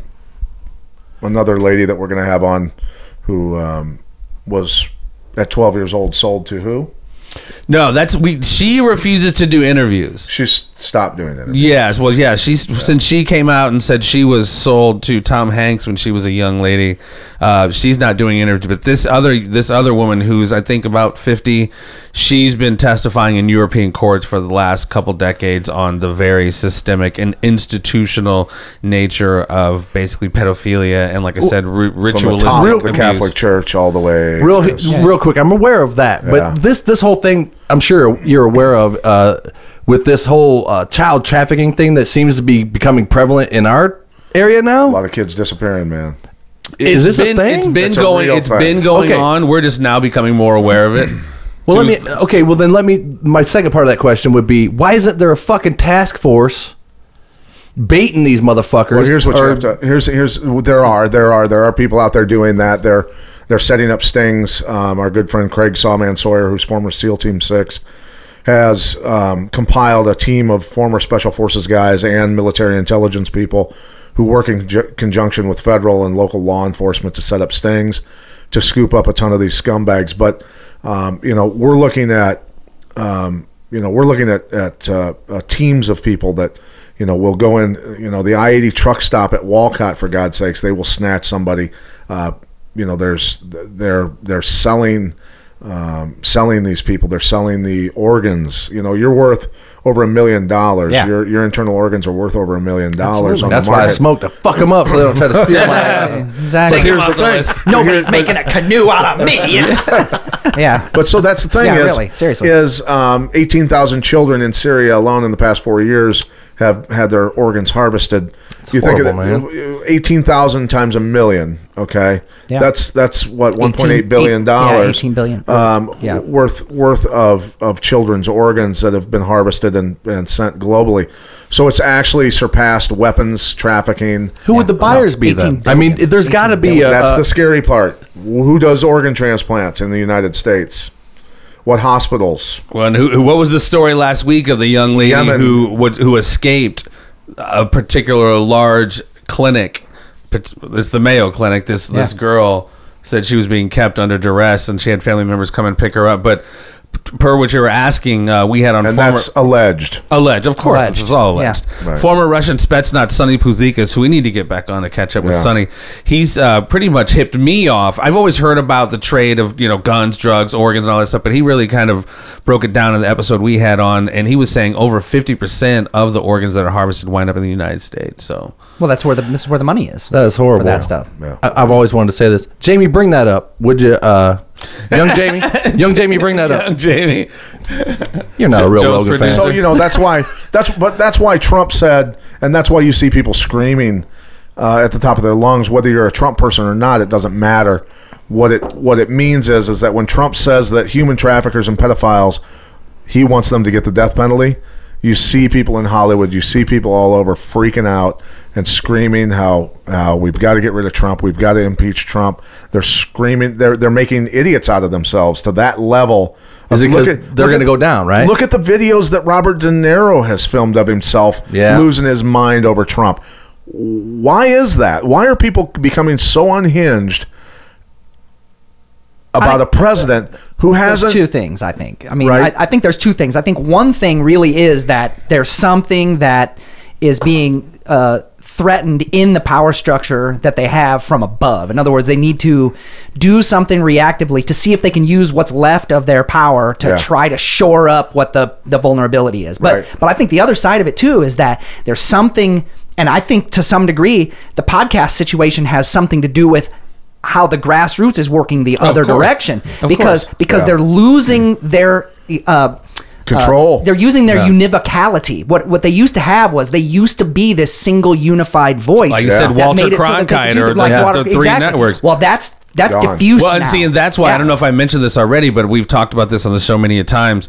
Whether it's Alex Jones, and I'm not saying this genre, this alternative Yeah. media movement has already been co-opted. You have a lot of shills in this Absolutely. movement. Yeah. That's why Pat and I whatever. infiltrated to the hilt, and we call it out right when we see it. We did, and back in the day, and just as I've grown up, conspiracies, et cetera, there's just been a real conversation within this movement, whether it was the Kennedy assassination or 9/11. I mean, there's a lot of merit to these conversations. Yeah.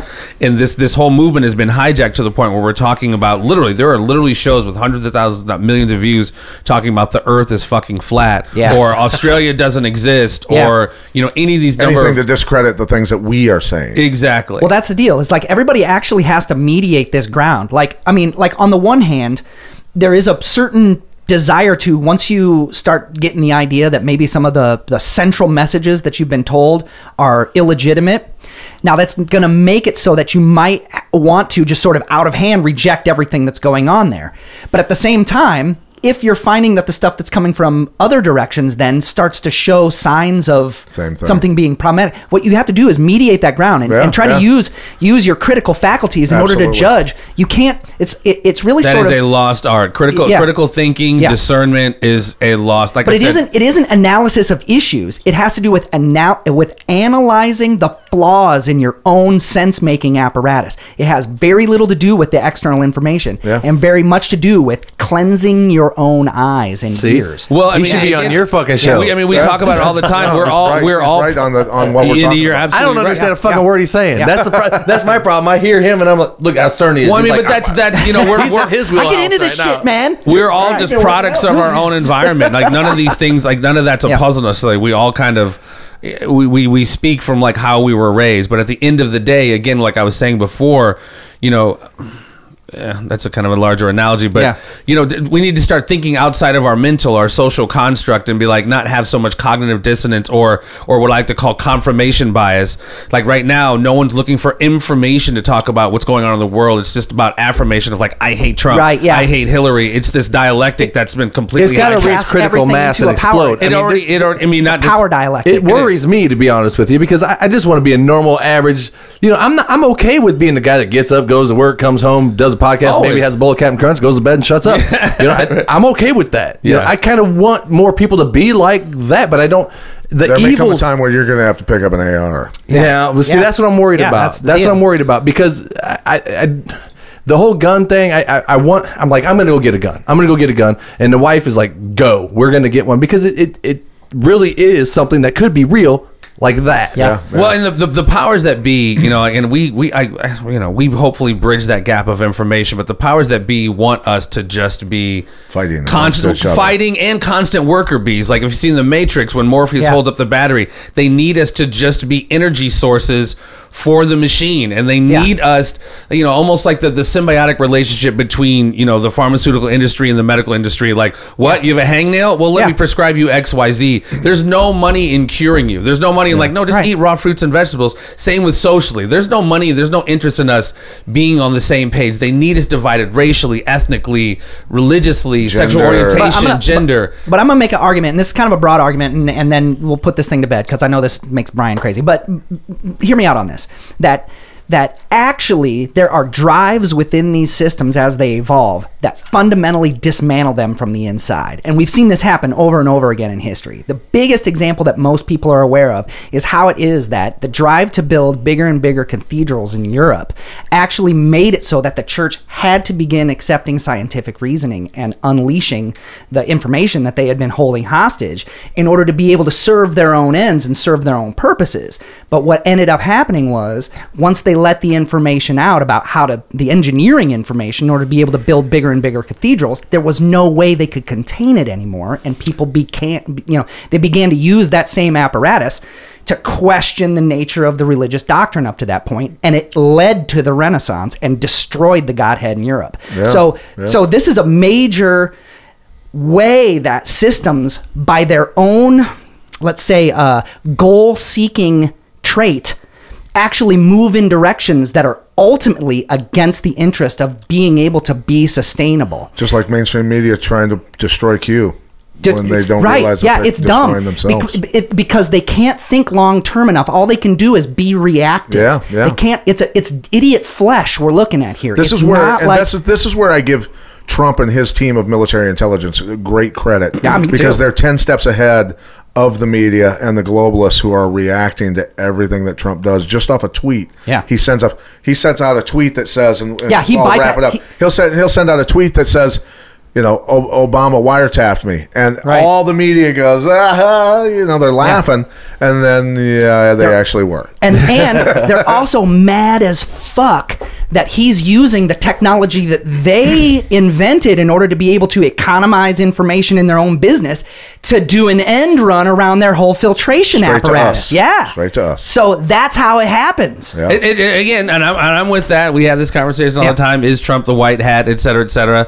And me personally, I think it's still kind of an extension of a certain level of a work. I hate to keep saying it, but I use this metaphor all the time. I think they're all kind of gangsters. Yeah. And I think Trump is basically Michael Corleone at the end of Godfather 2, taking out all the old heads during the baptism scene just to bring in his personal brand of gangster. Yeah. And going back to what you said about the cathedrals, and I've been And kind I of think the opposite. Yeah. I do. You think the yeah, opposite. no, I mean, and, that's where we're at, and that's absolutely cool because at this point in time, who knows? It's And a that's why I guessing say- game. It's a guessing It's a game. guessing game. I It's a think guessing that game. I'm on the other hand the guy that says midterms are coming up. There's going to be a lot of perp walks. There's going to be a lot of bad people Yeah. that are going down with really big names who are going to get scooped up, and it's going to sway the midterms, and then even bigger people are going down before the presidential election. So, okay, Yeah, so yeah, basically, right. So anyway. David Lee Roth or Sammy Hagar? Yeah, right, exactly. Hey, which one? You They know, still sold a lot of albums after Sammy Hagar got in the band. OU 812 wasn't a terrible album. It was just a really, really piss poor pun. Yeah. Well, yeah, And that's an you know what I alliteration. mean? Right now, I like that video. Right, I mean, you know, there's good and bad in all of it. We've been 3 hours now, Damn. and I thought that maybe you Yeah, would that give was me an hour, you guys. That was so easy. where can we find more of what you guys were just doing? Because I once you guys hit on some of them subjects, I mean, some of our listeners are going to be intrigued by that, and they're going to want to find out where they can find you. So where we can find the audio version is free on iTunes, on SoundCloud, on Stitcher. We still are posting it on YouTube. YouTube has been less than cooperative with us as far as monetizing it. So, people just think like we just hit play and this just comes up. Like this is hours of booking guests, research, time, and I mean, there's a lot that goes into this. So, I mean, we hope that people appreciate that, and we set up a Patreon account, and we now have what I like to call TCF TV, the Conspiracy Farm TV, which is an on-camera version of the show. Like I said, the audio version is still free in a lot of places, but we're going to be adding more visual content, not just us doing the show. Sure. We're gonna go out. This guy who manufactures his own long weapons, who does like real long range shooting. We're gonna go out and do a vignette there. We're taking the show on the road. Going to be hitting up Chicago and just do a meet and greet. But like I said, iTunes, Stitcher, SoundCloud is where the audio's at, and Patreon / The Conspiracy Farm. If you want to drop a penance monthly of $8, you'll be able to check us out on the show, and you'll have access to about 6 or 7 episodes we have posted so far. And we're going to post a bunch more coming. And we got very different cool. versions, not just the show, but we have other aspects of TCF TV. Like I said, us on the range, us Live training, remotes, doing some crazy live stuff. remotes. Yeah. Tuppence are Well, back. congratulations to you guys for the success of your podcast. Thank you for having us. Yeah, well, thanks for thank you coming for on being here. on, because Yeah. you're actually putting us on the map by being here. So I appreciate that.